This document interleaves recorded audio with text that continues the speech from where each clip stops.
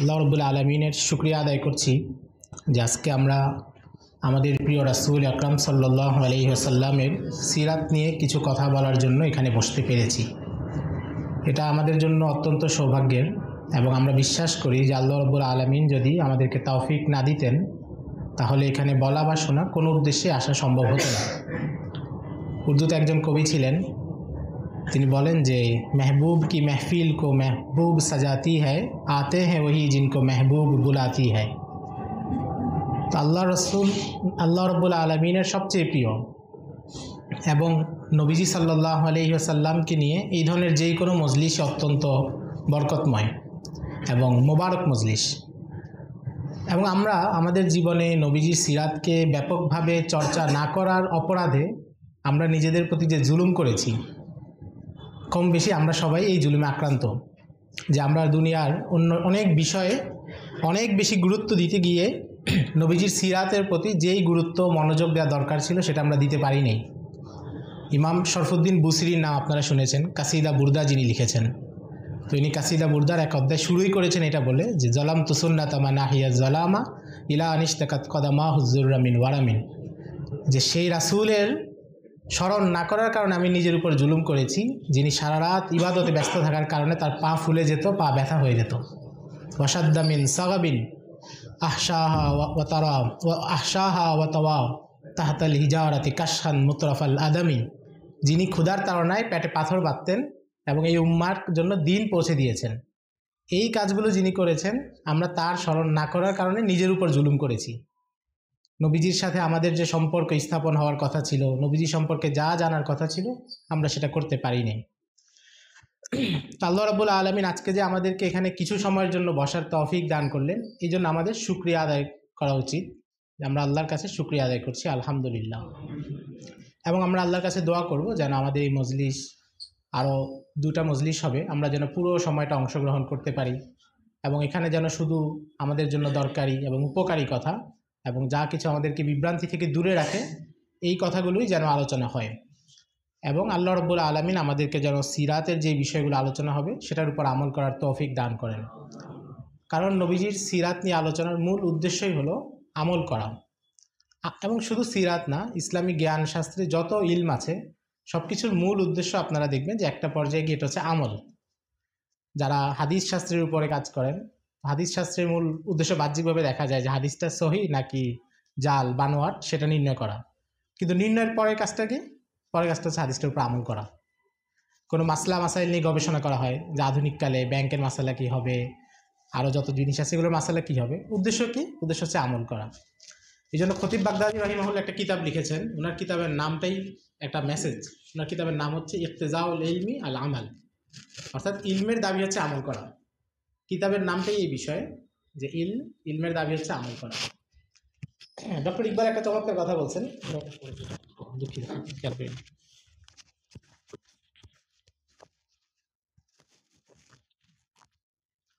Doctor Iqbal একটা চমৎকার কথা বলছেন, উনি বলেন যে মুস্তফা বরসা খেশরা কেদি হামাউস্ত আগার বাবু নারসিদি তামাম বুল হাবিস, যে যদি রাসূল আকরাম সাল্লাল্লাহু আলাইহি ওয়াসাল্লামের জীবনী থেকে শিক্ষা নেওয়া না হয়, আমল করা না হয়, তাহলে এই দিনও আবুল আহাবের দিন হয়ে যাবে। মানে হাতে কিছু তথ্য থাকবে কিন্তু সেটা আমলে বা কার্যকারিতে আসবে না। তো এই জন্য আল্লাহ রাব্বুল আলামিন আমাদেরকে এই মজলিস থেকে উপকৃত হওয়ার তৌফিক দান করুক এবং আমলের তৌফিক দান করুক। আমরা মোটামুটি 3টা মজলিসে আপনারা শিরোনাম দেখেছেন যে রাসূল আকরাম সাল্লাল্লাহু আলাইহি সাল্লামের জীবনী সম্পর্কে কিছু কথা বলবো। আমরা হয়তো 6-7 ঘন্টা সময় পাবো পুরো সেশনে, কিন্তু আপনারা জানেন যে নবীজির সিরাত এত বিস্তৃত, এটা আসলে এত অল্প সময় কখনোই শেষ করা সম্ভব নয়। এবং যদি আরও বেশি সময়ও দেওয়া হয় তাও কেউ বলতে পারবে না যে হক আদায় করে তিনি বলতে পেরেছেন।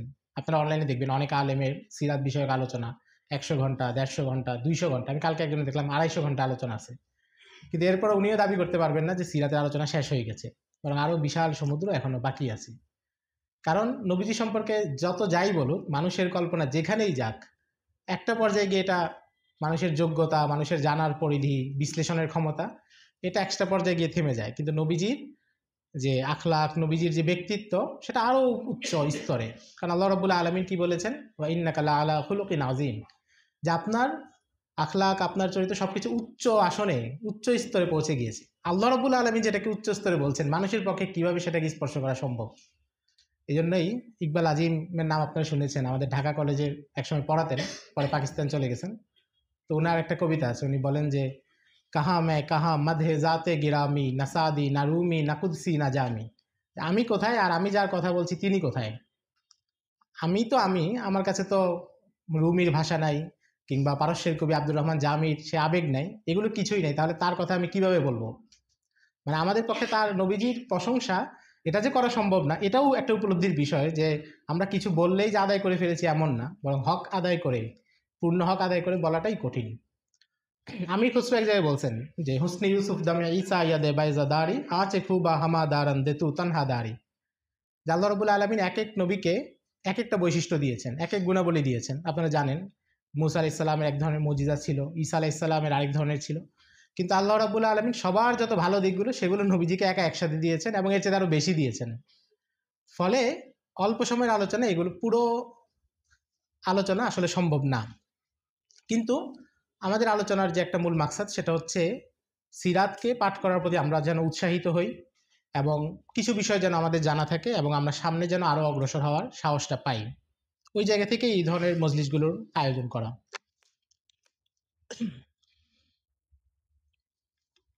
আমাদের আজকের আলোচনার যে শিরোনাম, নবীজির জন্মপূর্ব পৃথিবী, বাল্যকাল থেকে নবুয়ত প্রাপ্তি। অর্থাৎ আমরা বলতে পারি যে নবীজির জন্মপূর্ব পৃথিবীর যে অবস্থা ছিল সেটা, এবং নবীজির বাল্যকাল এবং নবুয়ত প্রাপ্তি পর্যন্ত এই সময়টার আমরা আলোচনা করব।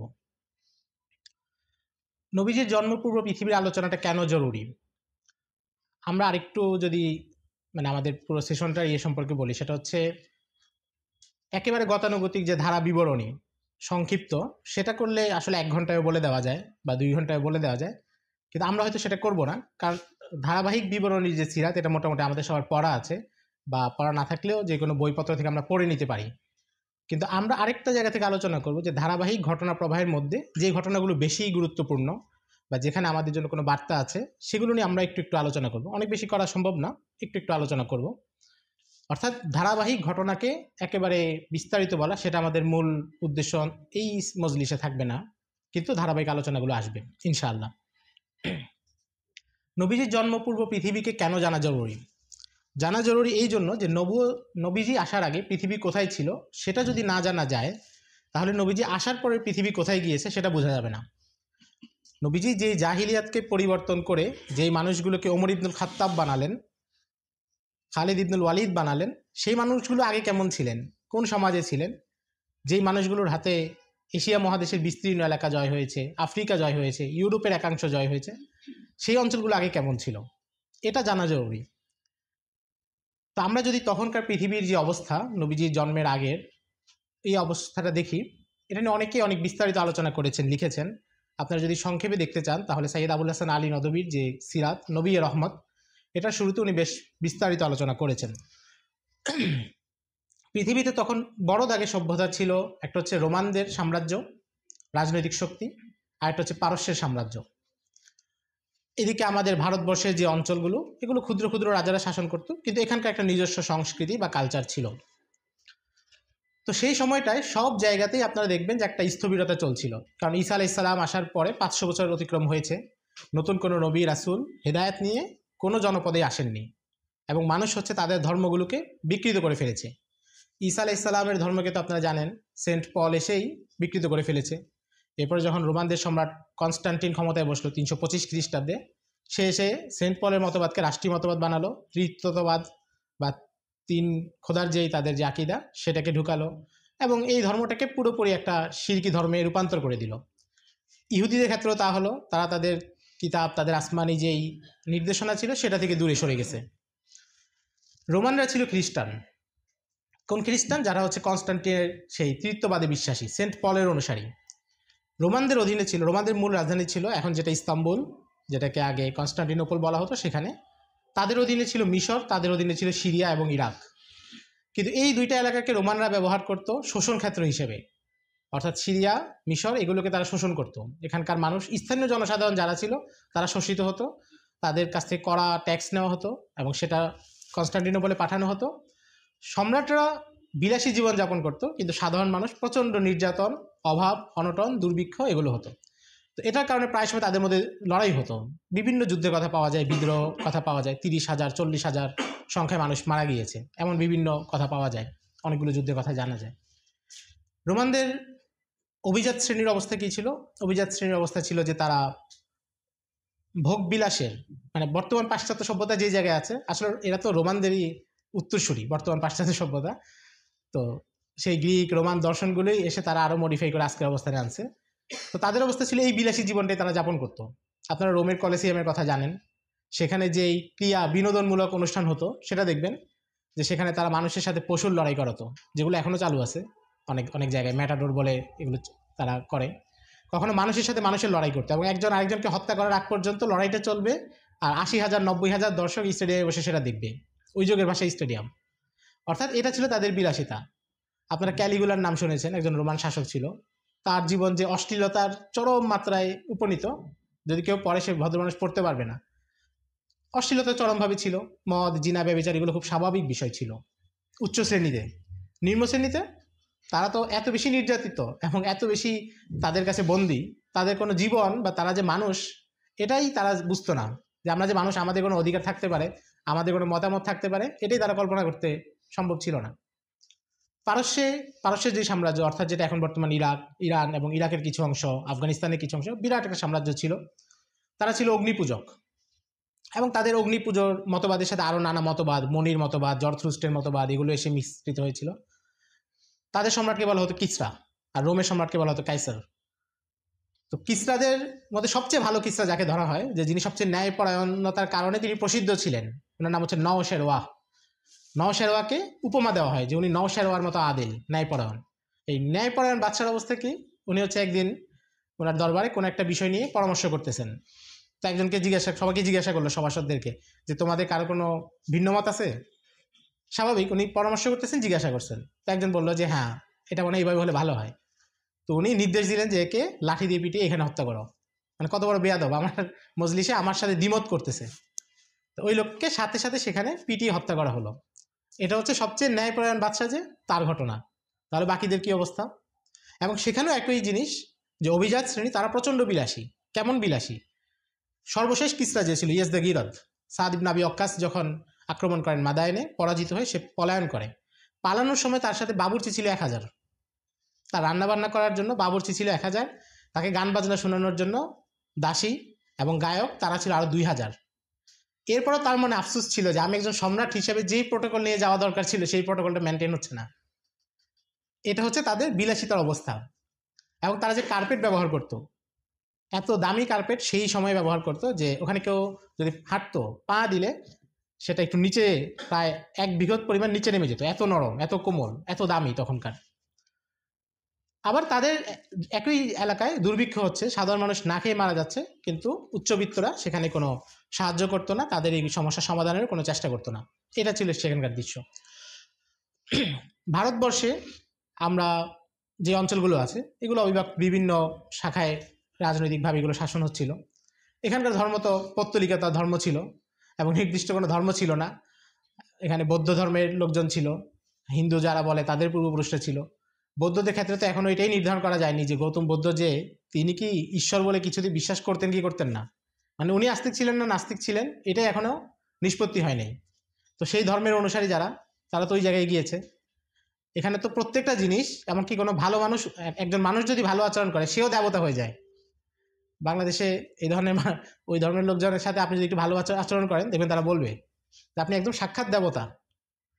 তো যারা তো আমাদেরকে দেবতা বানায় দেয়, তো তাদের ঘরের সামনে কোনো উপকারী জিনিস পেলে সেটা তাদের কাছে ভালো দেবতা, ক্ষতিকর জিনিস পেলে সেটা খারাপ দেবতা।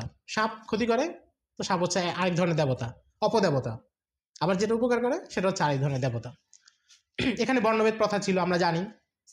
বর্ণভেদ প্রথা এত প্রকট ছিল যে শহরে যেখানে অভিজাতরা থাকতো সেখানে অন্য লোক প্রবেশই করতে পারতো না। প্রবেশ করলে সন্ধ্যার আগে তাদের বের হয়ে যেতে হতো শহর থেকে, কারণ এই শহরে থাকলে তারা হচ্ছে অপবিত্র, তারা নাপাক, তারা এখানে থাকতে পারবে না। কোনো উচ্চবিত্ত বা ব্রাহ্মণ তাকে যদি কোনো শূদ্র বা কেউ গিয়ে স্পর্শ করতো, তাহলে তাকে তো শাস্তি দেওয়া হতোই, যাকে স্পর্শ করছে সেও সমাজচ্যুত হতো, কারণ তার শরীরে নাপাক লেগে গেছে। এগুলো আপনারা পড়লে আপনারা জানেন এবং দেখবেন যে এখানে কি অবস্থাটা ছিল। এই ছিল সার্বিক সব জায়গার অবস্থা পুরো বিশ্বের, কারণ এগুলি ছিল বড় বড় কেন্দ্র তখনকার সভ্যতা, সমাজ, সংস্কৃতি বিকাশের। অপরদিকে আরবের কি অবস্থা ছিল, আর এবং পুরো পৃথিবীর অবস্থা আসলে কি ছিল, এটা একটা হাদিস থেকে আমরা আরো সহজে বুঝতে পারি। সহিহ মুসলিম এসেছে হাদিসটা, নবীজি সাল্লাল্লাহু আলাইহি সাল্লাম বলেন, ইন্নাল্লাহা নাযারা ইলা আহলিল আরদ, যে আল্লাহ প্রথমে জমিনে পৃথিবীবাসীর দিকে দৃষ্টি করলেন। ফামাকাতাহুম আরাবাহুম ওয়া আজামাহুম জামিয়া, আরব আজম কোথাও কেউই আল্লাহর পছন্দ হলো না। অর্থাৎ আল্লাহ রাব্বুল আলামিন যখন দৃষ্টি দিলেন, আল্লাহ রাব্বুল আলামিন পছন্দ করতে পারেন এমন কাউকেই সেখানে পাওয়া গেল না। ইল্লা বাকায়া মিন আহলিল কিতাব, হ্যাঁ আহলি কিতাবদের মধ্যে অল্প কিছু মানুষ তখনও ছিল, তাদেরকে পছন্দ হলো। অর্থাৎ এই যে বিশাল পৃথিবী, এতগুলো সাম্রাজ্য সেখানে ছিল, পুরোটাই অন্ধকার ছিল, শুধু অল্প কিছু জায়গায় আলো জ্বলছিল, যারা ছিলেন আহলি কিতাব, অর্থাৎ আসমানি গ্রন্থগুলোর শিক্ষাকে পুরোপুরি বিকৃত হতে দেন নাই। এই জন্য আপনারা দেখবেন মক্কায় যে জাহিলিয়াতের সমাজ ছিল, যেখানে মূর্তি পূজা চলছিল, অশ্লীলতা চলছিল, সবগুলোই চলছিল, সেখানে অল্প কিছু মানুষ তারা তাওহীদ ধরে রেখেছিলেন, এবং এটা নবীজি আসার আগে। একজনের নাম জানা যায়, ওনার নাম হচ্ছে কুস বিন সায়েদা। কুস বিন সায়েদা উনি হচ্ছে মূর্তি পূজা করতেন না এবং মানুষকে নিষেধ করতেন। নবীজি যখন ছোট ছিলেন তখন তিনি কুস বিন সাইদাকে দেখেছেন যে সে হচ্ছে কাবার ঘরের সামনে দাঁড়িয়ে মানুষদেরকে বলতেছে তোমরা মূর্তি পূজা করো না। বহু বছর পরে নবীজি যখন নবী হন তখন তিনি কুস বিন সাইদার গোত্রের কাছে খবর পাঠান যে সে কি জীবিত আছে কিনা। তারা বললো যে না, উনি আরো কয়েক বছর আগে মারা গিয়েছেন। তখন নবীজি বলছেন হ্যাঁ আমি তাকে কাবার চত্বরে কথা বলতে দেখেছি। আরেকজন ছিল ওবায়দুল্লাহ বিন জাহাস, উনিও একত্ববাদী ছিলেন এবং মূর্তি পূজা করতেন না, সমাজের এই পাপাচার কিছুতেই জড়াতেন না। দুর্ভাগ্যজনকভাবে উনি নবীজি আসার পর ইসলাম গ্রহণ করেছেন এবং উম্মে সালামা রাদিয়াল্লাহু তাআলা আনহাকে বিবাহ করেছেন। এরপর আবিসিনিয়াতে হিজরত করেছেন, সেখানে গিয়ে মুরতাদ হয়ে গেছেন, খ্রিস্টান হয়ে গেছেন। উম্মে সালামা ওনাকে তালাক দিয়ে চলে এসেছেন, পরে নবীজির সাথে উম্মে সালামা রাদিয়াল্লাহু তাআলা আনহার বিবাহ হয়েছে। তো এখান থেকে আমরা এটাও বুঝতে পারি যে হেদায়াত এটা আসলে আল্লাহ রাব্বুল আলামিনের হাতে। আল্লাহ রাব্বুল আলামিন কখন কাকে দান করেন। দেখুন জাহিলিয়াতের সমাজে যেই লোকের আকীদা সহি ছিল, বিশুদ্ধ ছিল, ইসলাম আসার পর ইসলাম গ্রহণ করেছেন, কিন্তু আবিসিনিয়া গিয়ে তিনি মুরতাদ হয়ে গিয়েছেন। আল্লাহ হেফাজত করুক সবাইকে। আরেকজন ছিলেন আমর বিন জায়েদ বিন আমর।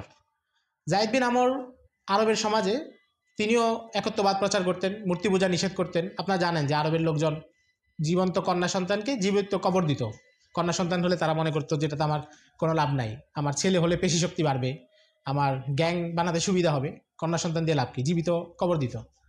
তো জায়েদ বিন আমর উনি গিয়ে বলতেন যে তোমার কন্যা সন্তানদেরকে আমাকে দিয়ে দাও, আমি পালবো এদেরকে। অর্থাৎ এই প্রথার বিরুদ্ধে রুখে দাঁড়াতেন এবং তাদের যত পাপাচারী যত কাজ আছে সবগুলোর বিরুদ্ধে তিনি কথা বলতেন। নবীজির বয়স যখন ৩৫ বছর তখন তিনি ইন্তেকাল করেন।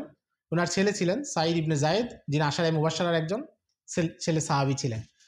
তো ইসলাম গ্রহণ করার পরে তিনি নবীজিকে জিজ্ঞাসা করেছেন যে আমার বাবার কি হবে, আপনি যে কথাগুলো বলেন আমার বাবা তো এই ধরনের কথাই বলতেন, এই ধরনের আকীদা বিশ্বাসী প্রচার করতেন। তখন নবীজি সাল্লাল্লাহু আলাইহি সাল্লাম বলেছেন ইহশার যাকা উম্মাতুন ওয়াহদা, যে তাকে কিয়ামতের দিন এক উম্মত হিসেবে উঠানো হবে, একাই এক উম্মত হিসেবে উঠবে। বাইনি ওয়া বাইনা ঈসা ইবনে মারইয়াম, আমি এবং ঈসা আলাইহিস সালাম এই দুইজনের মাঝখানে সে এক উম্মত হিসেবে উঠবে কিয়ামতের দিন, এবং আমি তাকে জান্নাতে দেখেছি। তো এটা হচ্ছে তখনকার যে পরিস্থিতি বললাম, যে সারা পৃথিবীতে সর্বত্র জাহিলিয়াত ছিল, কিন্তু এই ধরনের কিছু মানুষ বিচ্ছিন্নভাবে, যারা সমাজ থেকে বিচ্ছিন্ন ছিলেন, পুরো সমাজ তাদের কথায় চলছিল না, তারা একাকীভাবে এই একত্ববাদ, এই তাওহীদের শিক্ষা এগুলোকে লালন করতেন, যেটা ইব্রাহিম আলাইহিস সালাম যে ধর্ম নিয়ে এসেছিলেন সেই আসমানি ধর্মটা তারা পালন করার চেষ্টা করতেন। কিন্তু আরবের সামগ্রিক পরিস্থিতি কি ছিল? আরবের সামগ্রিক পরিস্থিতি ছিল আমরা জানি যে সেখানে কন্যা সন্তানকে জীবিত পুঁতে দেওয়া হতো এবং নারীদের কোনো অধিকার ছিল না। এখানে একটা বোঝার বিষয় আছে, নারীদের অধিকার ছিল না বলতে দুর্বল নারীদের, সমাজের অভিজাত যারা, তাদের জীবন কিন্তু ভিন্ন ছিল। মানে আপনি মক্কার কুরাইশে সব নারীদেরকে একইভাবে নির্যাতন করা হতো এমন না। অভিজাত পরিবারের মানুষের ঠিকই ছিল, কিন্তু যারা একটু নিচু স্তরে তারা তাদের নারীদেরকে সমাজে কোনো অধিকার দেওয়া হতো না। এবং সেখানে বিবাহের পদ্ধতিও ছিল চরম অশ্লীল। উম্মুল মুমিনিন আয়েশা রাদিয়াল্লাহু তাআলা আনহা থেকে সহিহ বুখারীতে আছে, উনি কয়েক ধরনের বিবাহের কথা বলেছেন যে জাহিলি সমাজে কেমন বিবাহ চালু ছিল। এর মধ্যে একটা বিবাহ ছিল এমন, নিম্নস্তরের মানুষ, আপনারা জানেন যে ইবনে খালদুন বলেছেন আল মাগলুবু মৌলাউন আবাদান বিল ইক্তিদাই বিল গালিব, যে যারা পরাজিত হয় তারা যারা বিজিত হয় তাদেরকে অনুসরণ করে, বা যে গরিব থাকে সে হচ্ছে ধনীকে অনুসরণ করে। যদিও সে ওই পর্যন্ত যাইতে পারবে না, কিন্তু সে মনে মনে ওই ফ্যাশনটাই নকল করতে চায়। ধনী হয়তো তার মাসে ইনকাম 10 লাখ টাকা, সে একটা আইফোন কিনতে পারে। গরিবের মাসে ইনকাম 50,000 টাকা, সে ঋণ করে হলে একটা আইফোন কিনবে, কারণ সে ওই জায়গাটায় যেতে চায়। তো আরবে এটা ছিল কি, যারা নিম্নবিত্ত পরিবার তারা চিন্তা করতো, স্বামীরা চিন্তা করতো যে আমার সন্তানটা যদি অমুক লোকের মতো হয়, যে অভিজাত, সুঠামদেহী, সুন্দর, তো ওই লোকের কাছে নিজের স্ত্রীদেরকে পাঠিয়ে দিত এবং স্ত্রী মিলামিশা করতো এবং গর্ভপাত হওয়ার আগ পর্যন্ত, মানে মানে প্রসব করার আগ পর্যন্ত আর নিজে সেই স্ত্রীর কাছে যেত না। অর্থাৎ অভিজাত লোকদের কাছ থেকে তারা সন্তান নেওয়ার জন্য নিজের স্ত্রীকে পাঠিয়ে দিত। এটা ছিল তাদের কাছে একটা বিবাহ পদ্ধতি, উম্মুল মুমিনিন বলছেন। আরেকটা ছিল যে কোনো মহিলার সাথে 8-10 জন বা যে কেউ মেলামেশা করতো, এরপর সন্তান জন্ম হলে কোনো জ্যোতিষীকে আনা হতো, জ্যোতিষী এনে সবার চেহারা মিলাতো, মানে এখনকার ভাষায় ডিএনএ টেস্ট বলতে পারি। তো চেহারা মিলে, যার চেহারার সাথে বেশি মিলে তার সাথে যে ঠিক আছে তোমার স্বামী বা তোমার স্ত্রী, এই ধরনের এইভাবে করে দিত। অল্প কিছু মানুষ বিবাহের আসমানি ইব্রাহিম আলাইহিস সালামের যে ধর্ম, সেটার বিকৃত রূপ বা যতটুকু তাদের কাছে ছিল সেই অনুসারেও বিবাহ করত। এরকম আরও অনেকগুলো পদ্ধতি ছিল, সবগুলোই চরম অশ্লীল, অল্প দুই একটা বাদে। এটা ছিল তাদের সমাজে একটা অবস্থা। তাদের সমাজে মূর্তি পূজা প্রচণ্ডভাবে ছিল।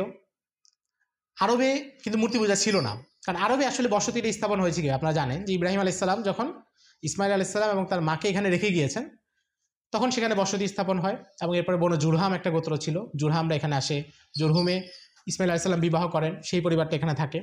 তো সেটা তো নবীদের বংশধর এবং তারা ইসলামের উপরই ছিল। আরবে মূর্তি পূজা আসে 300 খ্রিস্টাব্দের পরে, অর্থাৎ নবীজির জন্মের আমরা বলতে পারি 250 বছর আগে। আমর ইবনে লুহাই নামে এক লোক মক্কা থেকে গেছে সিরিয়ায়।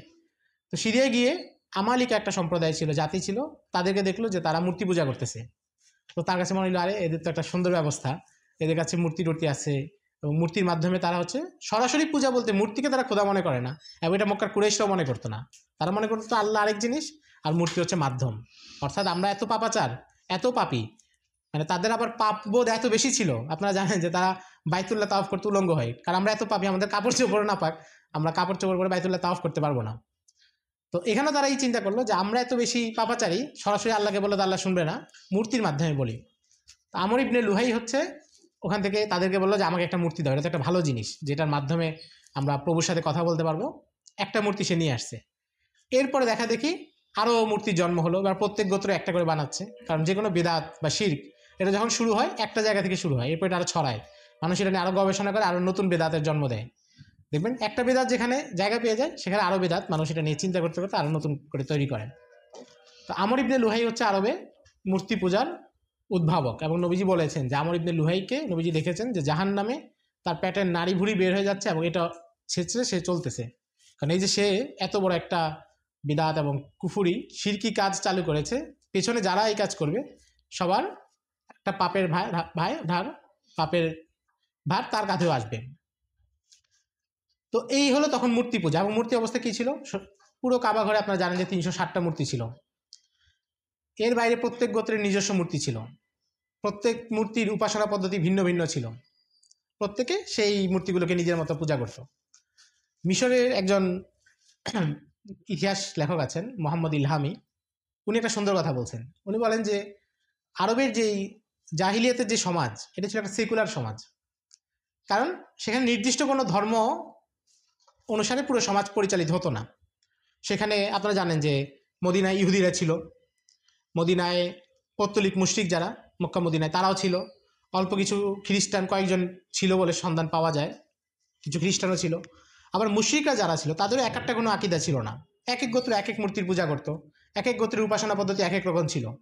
এবং এমন কেউ প্রমাণ দিতে পারবে না যে কখনো ধর্মের কারণে বা এই আকিদার চিন্তা করার কারণে এক গ্রুপ আরেক গ্রুপের সাথে মারামারি করছে অন্য কারণে, হয়তো কারো ওট গিয়ে অন্য জায়গায় পানি খেয়েছে, কিংবা কেউ কারো দাদাকে মারছে, এরপর নাতিরা এসে যুদ্ধ করছে, এইসব কারণে। তো তাহলে একটা সেকুলার সমাজ তো এইটাই, যে প্রত্যেকে তার ধর্ম নিয়ে থাকবে, কেউ কাউকে কোনো ঝামেলা করবে না, এমন না? তো উনি বলেন যে এটা ছিল একটা সেকুলার সমাজ। এরপর উনি বলেন যে কিন্তু তাহলে ইসলাম যখন আসলো, তো ওই সমাজের লোকরা মেনে নিতে অসুবিধা কোথায় হলো? কারণ এখানে আগে থেকেই তো অনেকগুলো ধর্মীয় গ্রুপ বিদ্যমান, যদি আমরা ধর্ম নাও বলি, পৌত্তলিকদের অনেকগুলো গ্রুপ ছিল, ইহুদিরা ছিল, তো একটা নতুন ধর্ম তারা মেনে নিতে তো অসুবিধা নাই। যারা 360 মূর্তির পূজা করে তারা যদি নতুন আরেকজন উপাস্যের পূজা করে, তাদের কাছে কি কোনো সমস্যা? তাহলে সমস্যাটা কোথায়? উনি বলেন যে আসলে সমস্যা হচ্ছে তারা বুঝতে পারছে যে এতক্ষণ যে ধর্মগুলো আছে এগুলো কেউ এই 360কে নাকচ করে না, তারা তাদেরটা পালন করে, কিন্তু 360 যে মূর্তি আছে এটা নাকচ করে না। কিন্তু ইসলাম যে ধর্মটা এসেছে এটা 360-এর জায়গায় 361 নাম্বার কোনো মূর্তি বসানোর জন্য আসে নাই, বরং আগের 360 মূর্তি ভাঙতে এসেছে। এটা থেকেই প্রমাণ হয় যে সেকুলারিজম বিশ্বের অন্য সব ধর্মকে নিরাপত্তা দিতে পারে, কিন্তু ইসলামকে নিরাপত্তা দিতে পারবে না, এবং ইসলামের সাথে এটা সংঘাত অনিবার্য। আপনারা দেখবেন পশ্চিমা সমাজে হিন্দুরা তাদের পৈতা গলায় দিতে কোনো সমস্যা হবে না, হিন্দুরা তাদের গেরুয়া কাপড় পরতে কোনো সমস্যা হবে না, কিন্তু মুসলমানদের হিজাব পরতে গেলে সমস্যা আসবে। কারণ তারা জানে যে হিজাব মানে এখানে আরেকটা ড্রেস বাড়ানো না, বরং এটা মানে হচ্ছে অন্য জাহিলি যত কিছু আছে সব কিছুকে প্রত্যাখ্যান করা। তো আরবের সেকুলার সমাজে যখন ইসলাম আসলো তখন তারা এটা বুঝতে পেরেছে, কুরাইশরা প্রথমেই বুঝতে পেরেছে যে এই দাওয়াত নতুন কোনো ধর্মের দাওয়াত না, যে আমরা আরেকটা মূর্তি গিয়ে এখানে বসায় দিব মেনে নিব, এমন না, বরং আমাদের যা আছে সব কিছুকে চূর্ণ বিচূর্ণ করে সব কিছুকে প্রত্যাখ্যান করে নতুন এক রবের দিকে দাওয়াত দেওয়া হচ্ছে। এই জন্য প্রথম দিন থেকেই তারা দাওয়াতের কে যারা গ্রহণ করার তারা গ্রহণ করেছেন, যারা প্রত্যাখ্যান করার প্রথম দিন থেকে প্রত্যাখ্যান করেছে। তা আমরা বলছিলাম যে আরবের তখনকার যেই সামাজিক পরিস্থিতি সেটা নিয়ে, তাদের মধ্যে আপনারা জানেন যে গোত্রীয় যুদ্ধ লেগে থাকতো, রক্তক্ষয়ী যুদ্ধ প্রায় সময় লেগে থাকতো, 50 বছর 60 বছর 100 বছর যুদ্ধ চলতেছেই, কে কবে মারা গিয়েছে সেই রক্তের দায়ে চলতেছেই, একের পর এক গ্রুপ আসতেছে আর লড়াই করতেছে। এই ছিল তখনকার পরিস্থিতি। তাদের মধ্যে আরও বেশ কিছু সমস্যা ছিল, তাদের মধ্যে অশিক্ষা খুব ছিল।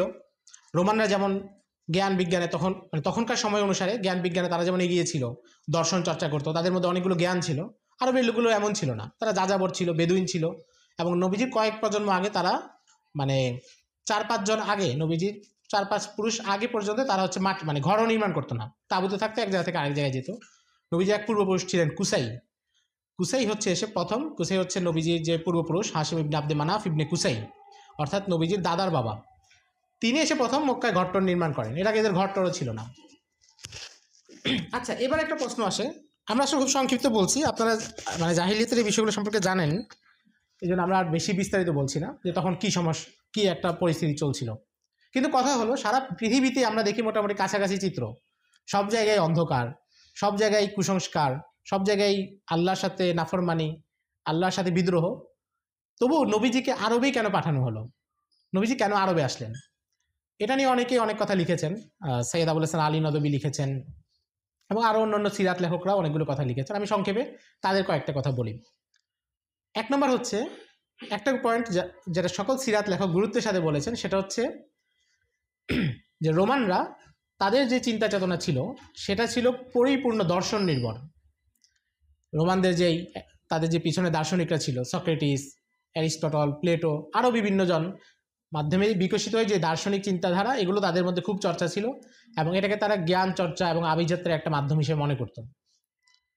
পারস্যের লোক, তাদের মধ্যে নানা দার্শনিকতা ছিল, মনির মতবাদ ছিল, জরথ্রুস্টের মতবাদ ছিল। তারা মনে করতো ভালোর স্রষ্টা একজন, মন্দের স্রষ্টা আরেকজন, দুইটা আলাদা, একটার নাম বাহারিমান আর একটার নাম হলো ইয়াজদান, 2 খোদা, একজন ভালোর দায়িত্ব নিয়েছে আর একজন খারাপগুলোর দায়িত্ব নিয়েছে। এটা ছিল তাদের চিন্তা, এবং তারাও নানা দার্শনিক জটিলতার মধ্যে ছিল। কিন্তু আরবের মানুষগুলো, তাদের মাথায় আগে থেকে এই ধরনের তারা জুলুম করতো, একরোখা ছিল, কিন্তু কোনো তাত্ত্বিক আলাপ, কঠিন দার্শনিক কোনো কিছু তাদের মাথায় ছিল না, তাদের মাথা খালি ছিল। এবং ইসলামের দাওয়াত পৌঁছার জন্য সবসময় ওই মানুষরাই ইসলামের দাওয়াত গ্রহণ করতে পারে যাদের মাথাটা সরল, বিশুদ্ধ, মাথায় আগে থেকে কোনো প্যাচ লেগে নাই, মাথায় আগে থেকেই কোনো প্যাচ লেগে নেই। কিন্তু যাদের মাথায় দার্শনিক বিভিন্ন চিন্তা, যে স্রষ্টার আগে কি ছিল, ডিম আগে না মুরগি আগে, পৃথিবীর মূল কি, মানুষ কেন সৃষ্টি হচ্ছে, মানুষের জীবনে মাকসাদ কি, এগুলো তো ধর্ম ওই প্রশ্নগুলোর জবাব দেয়। কিন্তু কেউ যদি ওইটার উপর নির্ভর না করে, শুধু নিজের আকলকে খাটাতে থাকে, তখন তার মাথায় এত প্যাচ লাগে সে এটা খুলতে পারে না। কারণ এই প্রশ্নগুলোর একটা কোনো উত্তর ধর্ম ছাড়া অন্য কেউ দিতে পারে না, যে মানুষের জীবনের উদ্দেশ্য কি। প্রত্যেকে তার নিজের আকল অনুসারে ভিন্ন ভিন্ন ভাবতে পারে। তো আরবের মানুষের মাথায় এই ধরনের কোনো আজে বাজে চিন্তা আগে থেকে ঢুকেছিল না। তারা মূর্তি পূজা করতো, একটা স্বাভাবিক একজুটে বিশ্বাস রাখতো, কিন্তু তাদের মাথায় বড় কোনো দার্শনিক জটিলতা ছিল না, যেটা বিশ্বের অন্যান্য জায়গায় তখন ছিল। ফলে তাদেরকে হেদায়েতটা দেয়া সহজ ছিল, তারা প্রত্যাখ্যান করলেও সাথে সাথে বুঝে ফেলেছে। এবং যখন বলা হয়েছে, আপনি এটা দেখেন সাহাবায়ে কেরামের যে জীবনী, তারা যখন নবীজির কাছে ইসলাম গ্রহণ করেছেন, নবীজির কাছে নসিহত চেয়েছেন, কোনো জটিলতা করেন নেই, ভাষার মারপ্যাচ নিয়ে কোনো তর্ক করেন নেই, খুব স্বাভাবিক বাক্য বলেছেন, নবীজি স্বাভাবিক বাক্য বলেছেন, তারা বুঝে ফেলেছেন। এই যে সরলতা, এটা আরব ছাড়া অন্য কোথাও তখন সম্ভব হতো না, রোমানদের কাছেও না, অন্যদের কাছেও না। দ্বিতীয় বিষয় ছিল, আরবদের খারাপ গুণ যেমন ছিল, যেগুলো আমরা জানি, ভালো গুণও কিছু ছিল, যেটা তার অন্যদের সাথে তুলনা করলে বোঝা যায়। যেমন ধরুন, সমাজে যে শ্রেণীবিন্যাস বা বর্ণভেদ বা স্তরগুলোর মধ্যে তফাৎ, এটা অন্যদের মধ্যে যত প্রকট ছিল আরবে এতটা ছিল না। হিন্দুদের মধ্যে বর্ণভেদ প্রথা যত কঠিনভাবে তারা পালন করত, আরবে এমনটা কখনোই ছিল না। রোমানদের মধ্যে অভিজাত শ্রেণী আর নিম্নস্তরের মধ্যে যত বিশাল দূরত্ব ছিল, আরবে এই ধরনের দূরত্ব ছিল না। আপনারা যদি রোমানদের তখনকার যে লোকজনের ইতিহাস কিংবা পারস্যের লোকজনের ইতিহাস দেখেন, তো দেখবেন যে সেখানে যারা দাস ছিল, কৃতদাস হতো, চরম নির্যাতন করা হতো। এবং ওই যে তারা নিজেদের বিনোদনের জন্য কৃতদাসদেরকে একে অপরের বিরুদ্ধে যুদ্ধ করাতো, কৃতদাসকে সিংহের খাঁচার মুখে ফেলে দিত, নিজেরা বিনোদন করবে, একটা প্রাণ চলে যাচ্ছে। কিন্তু আরবে আমরা দেখি তারা কিন্তু কৃতদাসদের সাথে কিছুটা বৈষম্য ছিল, কিন্তু এই ধরনের খারাপ ব্যবহার করতো না, বরং তারা কৃতদাসকে কিন্তু অনেক আপন হিসেবে নিত। এবং আরবে একটা নিয়ম ছিল যে তারা তাদের ছেলেদের নাম রাখতো এমন নাম যেটা অনেক কঠোর নাম। আব্বাস, হানজালা, হামজা, এগুলো সবগুলোর নাম হচ্ছে কঠোর, শক্তিশালী, বীর যোদ্ধা, এই ধরনের শব্দ। আর যখন কৃতদাসদের নাম রাখতো সেটা কোমল রাখতো, যেমন বেলাল, এগুলো হচ্ছে নরম নাম, যার মধ্যে কোমলতা আছে, মায়া আছে, এই ধরনের শব্দ আছে। তো জাহিলি যুগে এক লোককে জিজ্ঞাসা করা হয়েছে যে তোমরা কৃতদাসদের নাম রাখো নরম আর সন্তানদের নাম রাখো গরম, এর কারণ কি? তো সে বলছে যে নুসাম্মি আউলাদানা আলী আদুবিনা বা নুসাম্মি আবিদানা আলানা, আমরা আমাদের সন্তানদের নাম রাখি শত্রুর কথা চিন্তা করে, আর কৃতদাসদের নাম রাখি আমাদের কথা চিন্তা করে। অর্থাৎ আমাদের শত্রুর নাম যখন, আমার ছেলের নাম যখন আমাদের শত্রুরা দেখবে, তারা কি একটা আতঙ্কিত হবে, কারণ নামের একটা প্রভাব আছে যে আমাদের ছেলেরা বীর যোদ্ধা, তারা এটা বুঝবে। আর যখন আমাদের গোলামদের নাম আমরা দেখি, তারা কোমল, তারা যেটা আমাদের খেদমত করে, তা আমাদের মনটা ভরে যাবে। এই জন্য আমরা দুই ধরনের মানুষকে দুই ধরনের নাম রাখি। কিন্তু এটা থেকে যেটা বোঝা যায়, যেখানে কৃতদাসদের সাথে ওই ধরনের বৈষম্য করা হতো না, যেটা রোমানদের মধ্যে বা অন্য জায়গায় ছিল। তৃতীয় বিষয় ছিল যে তারা এক ধরনের সরলতা ছিল আরবদের মধ্যে, এবং তারা সাহসী ছিলেন। সাহসী কেমন ছিলেন এটা তো আমরা পরে দেখেছি, যে আরবের এই মানুষগুলো যারা হয়তো ইতিহাসে বিখ্যাত হতেন না, কিন্তু ইসলাম আসার পরে তারা যে সাহসিকতা দেখিয়েছেন, সেটা দেখিয়ে তারা রোমান সাম্রাজ্য এবং পারস্য সাম্রাজ্যকে উল্টে দিয়েছিলেন। এটা তাদের সাহসিকতা বোঝাই যায়। এবং তারা হচ্ছে কোনো কিছুকে যদি সত্য মনে করতেন, বিশ্বাস করতেন, এটার জন্য যা কিছু করা তা করতে তারা রাজি ছিলেন। তাদের মধ্যে কোনো মুনাফিকি ওই অর্থে ছিল না যে আমি বিশ্বাস করি একটা করবো আরেকটা। এই ধরনের কিছু লোক, অল্প কিছু মানুষ মুনাফিকি করেছে, কিন্তু আপনি দেখবেন মোটা দাগে মানুষ সেটা করেনি, হয়তো সব বিশ্বাস করে প্রত্যাখ্যান করেছে অথবা গ্রহণ করেছে। তাদের মধ্যে আরেকটা ভালো গুণ ছিল,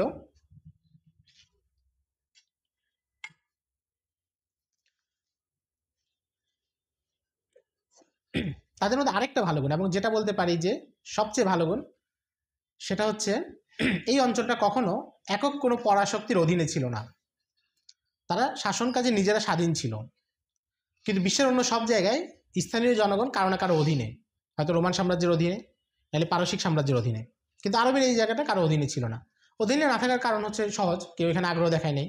একটা মরু অঞ্চল, শুষ্ক অঞ্চল, এখান থেকে এখান থেকে অনেক বেশি ইনকাম করা যাবে, এই লাভটা তখনকার সুপার পাওয়াররা দেখে নেই, এই জন্য এখানে আক্রমণ করে নেই। কিন্তু এটার একটা ফায়দা আছে। ফায়দা কি? যে মানুষ যখন কারো অধীনে থাকে, তখন সে এক প্রকার মনস্তাত্ত্বিক মনের জগতে এক প্রকার দাসত্ব গ্রহণ করে, এবং তার পক্ষে চাইলে অনেক কিছু করা সম্ভব হয় না। তার ওই মানসিক যে ট্রমা, ওই ট্রমা থেকে সে বেরোতে পারে না। আলজেরিয়া একজন বড় মুজাহিদ ছিলেন এবং বিপ্লবী ছিলেন, আপনারা নাম জানেন, বশির ইব্রাহিমি, আমাদের শাইখুল হিন্দ এবং মাওলানা হুসাইন আহমদ মাদানির কাছে উনি হাদিস পড়েছেন আরবে এসে। আলজেরিয়ার মানুষ, উনি এক জায়গায় লিখছেন যে কোনো জাহেল মূর্খ মানুষ তাকে জ্ঞানী বানানো যায়, যে অলস তাকে কর্মঠ বানানো যায়, যে রাগী মানুষ তাকে এসে ঠান্ডা করা যায়, নম্র বানানো যায়। কিন্তু যে কারো কাছে লাঞ্ছিত হয়েছে এবং অপদস্থ হয়েছে এবং এটাকে মেনে নিয়েছে, তাকে চেঞ্জ করা যায় না। অর্থাৎ যে লাঞ্ছিত হয়েছে এবং লাঞ্ছনার উপরে সন্তুষ্ট, এটাকে আর চেঞ্জ করা যায় না। বনী ইসরাইলের ব্যাপারটা যদি আমরা দেখি, বনী ইসরাইলের অবস্থাটা কি ছিল? ফেরাউন তাদের সন্তানদের হত্যা করছিল মুসা আলাইহিস সালাম আসার আগে, এবং তারা কিন্তু এই লাঞ্ছনার মধ্যে অভ্যস্ত ছিল যে সন্তান হবে, ফেরাউন হাতে নিহত হবে। তারা এটার মোকাবেলা করা, এটার বিরুদ্ধে কোনো বিদ্রোহ করা, এগুলো করতে তারা রাজি ছিল না। এটা স্বাভাবিক বিষয় যে আমাদের সন্তান হবে, ফেরাউনের লোক এসে মেরে যাবে। আল্লাহ তখন তাদেরকে কি করলেন? মুসা আলাইহিস সালামকে পাঠালেন, যিনি একজন শক্তিশালী পয়গম্বর। বাহ্যিকভাবে কি হওয়া উচিত ছিল? যে তারা সবাই হচ্ছে মুসা আলাইহিস সালামের হাত শক্তিশালী করবে এবং ফেরাউনের মোকাবেলায় রুখে দাঁড়াবে। এতদিন তারা যে এই জিনিসটা করতে পারে নাই, সেটা এখন একজন নবী এসেছেন যার পাশে তারা একত্রিত হতে পারে এবং লড়াই করতে পারে। কিন্তু তারা কি করলো? তারা বললো যে উযিনা মিন ক্বাবলি আন তা'তিয়ানা ওয়া মিন বা'দি মা জি'তানা, যে আপনি আসার আগেও আমাদের কষ্ট ছিল, আসার পরেও কষ্ট হচ্ছে। তাদের উচিত ছিল যে নবী আসছে তাকে গ্রহণ করে ফেরাউনের মোকাবেলা করা, কিন্তু তারা বলতেছে আপনি আসার আগেও কষ্ট ছিল, এখন আসার পরেও কষ্ট হচ্ছে। তখন মুসা আলাইহিস সালাম কি বললেন যে ইনশাআল্লাহ অচিরে আল্লাহ তোমাদের শত্রুকে দমন করবেন, তোমাদেরকে জমিনে মালিকানা দান করবেন, ফায়ানজুরা কাইফা তা'মালুন, এরপরে দেখা যাবে তোমরা কি করো। এরপরে আপনারা জানেন যে ফেরাউনকে নদীতে ডুবিয়ে মারা হলো, এবং তাদের সামনে তারা দেখছে যে ফেরাউন তাদেরকে ধরে ফেলতেছে, ওই সময় আল্লাহ সাহায্য আসছে। কিন্তু এরপরে তারা কি করলো, তারা যখন গিয়ে দেখলো যে এক কম মূর্তি পূজা করতেছে, তারা সেখানে দাবি জানাইছে যে তাদের যেমন একটা মূর্তি আছে আমাদেরকে মূর্তি বানিয়ে দেয়। এরপর তাদেরকে যখন বাইতুল মাকদিসে নিয়ে যাওয়া হলো, তারা সেখানে ঢুকবে না, আপনি আর আপনার রব যান, আমরা এখানে বসে থাকবো।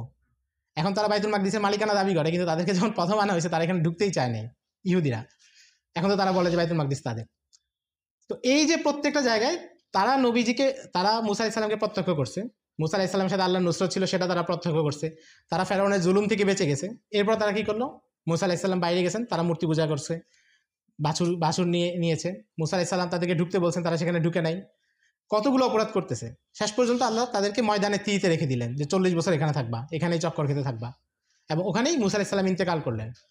ইবনে খালদুন রাহিমাহুল্লাহ একজন বড় মুসলিম ইতিহাসবিদ এবং সমাজতত্ত্ববিদ, উনি বলেন যে ময়দানে তীতে কেন বনী ইসরাইলকে রাখা হয়েছে 40 বছর, উনি বলেন যে এটার মূল কারণ ছিল আল্লাহ চাইছেন সম্ভবত, আমরা তো আসলে ব্যাখ্যা এভাবেই করতে পারি, নিশ্চিতভাবে তো বলা যায় না, উনি বলেন যে এটা সম্ভবত এই কারণে চাওয়া হয়েছে যে ওখান থেকে যেন নতুন প্রজন্ম চলে আসে যারা ফেরাউনের হাতে লাঞ্ছিত হয় নাই, কোনো লাঞ্ছনা দেখে নাই, বা তাদের মধ্যে আগে থেকে মানসিক কোনো ট্রমা নাই, তখন তারা এই সমাজে কাজ করতে পারবে। তাহলে বনী ইসরাইল যারা ছিল তারা হচ্ছে ফেরাউনের কাছে লাঞ্ছিত হয়, এবং সেই লাঞ্ছনাকে দীর্ঘ সময় মানসিকভাবে মেনে নেওয়ার কারণে তারা নতুন কিছু করতে প্রস্তুতি নেই, এবং মুসা আলাইহিস সালামকে প্রতিটা পদে পদে অসহযোগিতা করছে। এবং ঠিকই পরে যখন সেখানে ইউশা ইবনে নুন আসলেন, তাদের সাহায্য নিয়ে তারা আবার বাইতুল মাকদিসে ঢুকলো, যেটা নতুন প্রজন্ম ছিল। তো অর্থাৎ বোঝা গেল যে কেউ যখন লাঞ্ছিত হয়, চরম পর্যায়ে নির্যাতন হয়, এবং এটা এখন আধুনিক মনোবিজ্ঞানের ভাষায় মানুষ বলে যে স্টকহোম সিনড্রোম, যে মানুষ যেখানে নির্যাতনকারীকে ভালোবাসে, একটা ঘটনা থেকেই নামটা আসছে। অর্থাৎ মানুষ যখন নির্যাতিত হয় তখন তার প্রতি একটা মানসিক আনুগত্য চলে আসে। কিন্তু আরবের লোকদের এটা ছিল না, যে তারা রোমানদের প্রতি তাদের কোনো বিতৃষ্ণাও ছিল না, ভালোবাসাও ছিল না, কারণ তারা তাদের সাথে কোনো লেনাদেনা নেই, ব্যবসা করতে সিরিয়া যায়, ব্যবসা করে চলে আসে। পারসিকদের সাথেও তাদের সম্পর্কটা এরকমই। অর্থাৎ আগে থেকে এখানে কোনো শক্তি তাদের মন মস্তিষ্ক নিমজ্জিত রাখে না, যেই শক্তিকে তারা চূড়ান্ত শক্তি ভাবে। নির্যাতনের একটা পর্যায়ে কিন্তু মানুষ একটা মানে জালিমকেই একটা চূড়ান্ত অথরিটি ভাবে। যেমন আমরাও 4 তারিখ সকালে বা 5 তারিখ সকালে কিন্তু ভাবতে পারি নেই যে কিছু একটা হবে। এটা কেন? কারণ হচ্ছে আগের 16 বছরে আমাদেরকে মানসিকভাবে এই জায়গায় নিয়ে আসা হয়েছে। এবং আপনাদের মনে আছে 5 তারিখ রাতেও কিন্তু বারবার গুজব দেখা যাচ্ছে, অনেকে বলতেছে আরে কিছু হয় নাই, আবার আসবে। ওই যে যখন বিভিন্ন গুজব ছড়ালো যে অমুক জায়গায় হামলা হচ্ছে, তমুক জায়গায় হামলা হচ্ছে, কারণ কি চলে যাওয়ার পরেও আমরা বিশ্বাস করতে পারতেছি না, কারণ হচ্ছে মানসিকভাবে আমরা এই জায়গায় ছিলাম। তো আরবরা এই জায়গা থেকে মুক্ত ছিল, ফলে তাদের পক্ষে যখন তাদেরকে হেদায়েত দেওয়া হয়েছে এবং নির্দেশ দেওয়া হয়েছে রোমানদের সাথে লড়াই করার জন্য, পারসিকদের সাথে লড়াই করার জন্য, তখন তারা সেই মানসিক শক্তিটা পেয়েছে, যেটা পাওয়া দরকার ছিল, এবং এই বৈশিষ্ট্যটা তখন অন্য কারো মাঝে ছিল না। তো এই জায়গাগুলো থেকে আমরা বলতে পারি বলতে সিরাত লেখক এবং ইতিহাসবিদরা তারা বলেছেন যে নবীজিকে এই জন্যই আরবে প্রেরণ করা হয়েছে, যে আরব যদিও তাদের মধ্যে সমস্যা ছিল, কিন্তু অন্য অনেকের কাছ থেকে সেটা তুলনামূলক ভালো ছিল। তাদের মধ্যে সত্যবাদিতা ছিল, তারা মানুষকে ধোঁকাবাজি খুব কম করতো, জুলুম করতো প্রকাশ্যে, কিন্তু মিথ্যা বলা, ওয়াদা খেলাপ করা, এগুলোকে তারা খুব ঘৃণিত কাজ মনে করতো, এবং সমাজে যদি কেউ এক ধরনের এই কাজ করতো, অন্যরা সবাই মিলে তাকে প্রতিরোধ করতো। যে লোকটা অশ্লীল কাজ করতেছে বা পাপাচার, তার মধ্যে এই গুণগুলো ছিল তখনকার সমাজে।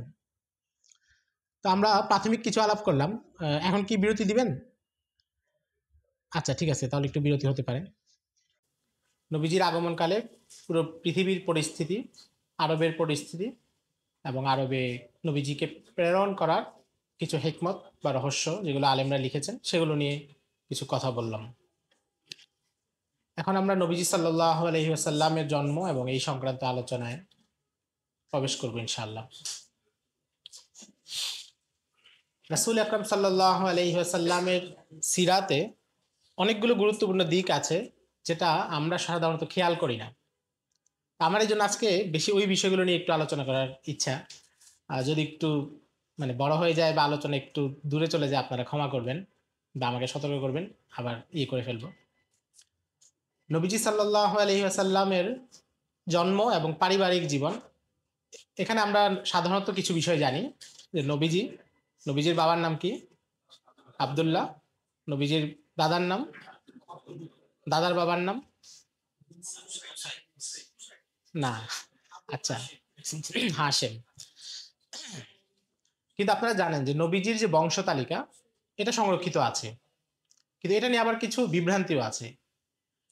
আপনারা দেখবেন যে আমাদের দেশে অনেক জায়গায় বাজারে বিক্রি করে নবীজির বংশ তালিকা, নবীজি থেকে আদম আলাইহিস সালাম পর্যন্ত সেটা চার্টে বিক্রি করে। তো আসলে নবীজির বংশ তালিকাটা আদম আলাইহিস সালাম পর্যন্ত যদি ধরা হয়, এটা তিনটা ভাগ। একটা ভাগ হচ্ছে নবীজি থেকে নবীজির পূর্বপুরুষ মাদ ইবনে আদনান, আদনান পর্যন্ত, এটা হচ্ছে একদম সহি বিশুদ্ধ, এবং যতগুলো বর্ণনা আছে সব জায়গায় এই তালিকাটাই আছে। এটা হচ্ছে একটা তালিকা। এই আদনান হচ্ছেন ইসমাইল আলাইহিস সালামের বংশধর। তো আদনান থেকে ইসমাইল আলাইহিস সালাম পর্যন্ত আবার আরেকটা বংশ তালিকা আছে, কিন্তু সেখানে 7 প্রকারের বর্ণনা পাওয়া যায়। কোথাও দেখা যায় 44 জন, কোথাও দেখা যায় 7 জন, 8 জন। তার মানে বোঝা যাচ্ছে যে এখানে নির্ভরযোগ্য কোনোটাই না। আবার ইসমাইল আলাইহিস সালাম থেকে আদম আলাইহিস সালাম পর্যন্ত যে বর্ণনা, সেটা শুধু তাওরাতে পাওয়া যায়, আর কোথাও পাওয়া যায় না। তো সেটাও নির্ভরযোগ্য না। তো পরের দুইটা অনির্ভরযোগ্য। শুধু মাদ ইবনে আদনান পর্যন্ত যে তালিকা নবীজি থেকে, এই তালিকাটা হচ্ছে সবচেয়ে বিশুদ্ধ।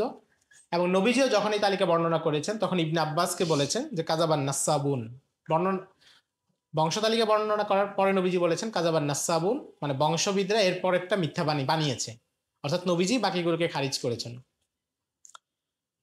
তো নবীজি যে বংশ তালিকা, এটা আমাদের সমাজে আমরা খুব বেশি গুরুত্ব দেই না, কিন্তু নবীজির বংশ তালিকা মুখস্থ রাখা, এটাও একটা ফায়দা আছে। একটা তো হচ্ছে বরকত, স্বাভাবিক একটা ভালোবাসা। আপনারা জানেন যে আরবের লোক তাদের প্রিয় ঘোড়ার বংশ তালিকা মনে রাখতো। যে আমরা যে কুকুরকে নাম দেয় না, কুকুরের নাম দেয় টমি, টমির বাবার নাম কি? তো অনেকে দেখা যায় কুকুরের বংশ তালিকা জানে আমাদের দেশে, এলিট সোসাইটি যারা।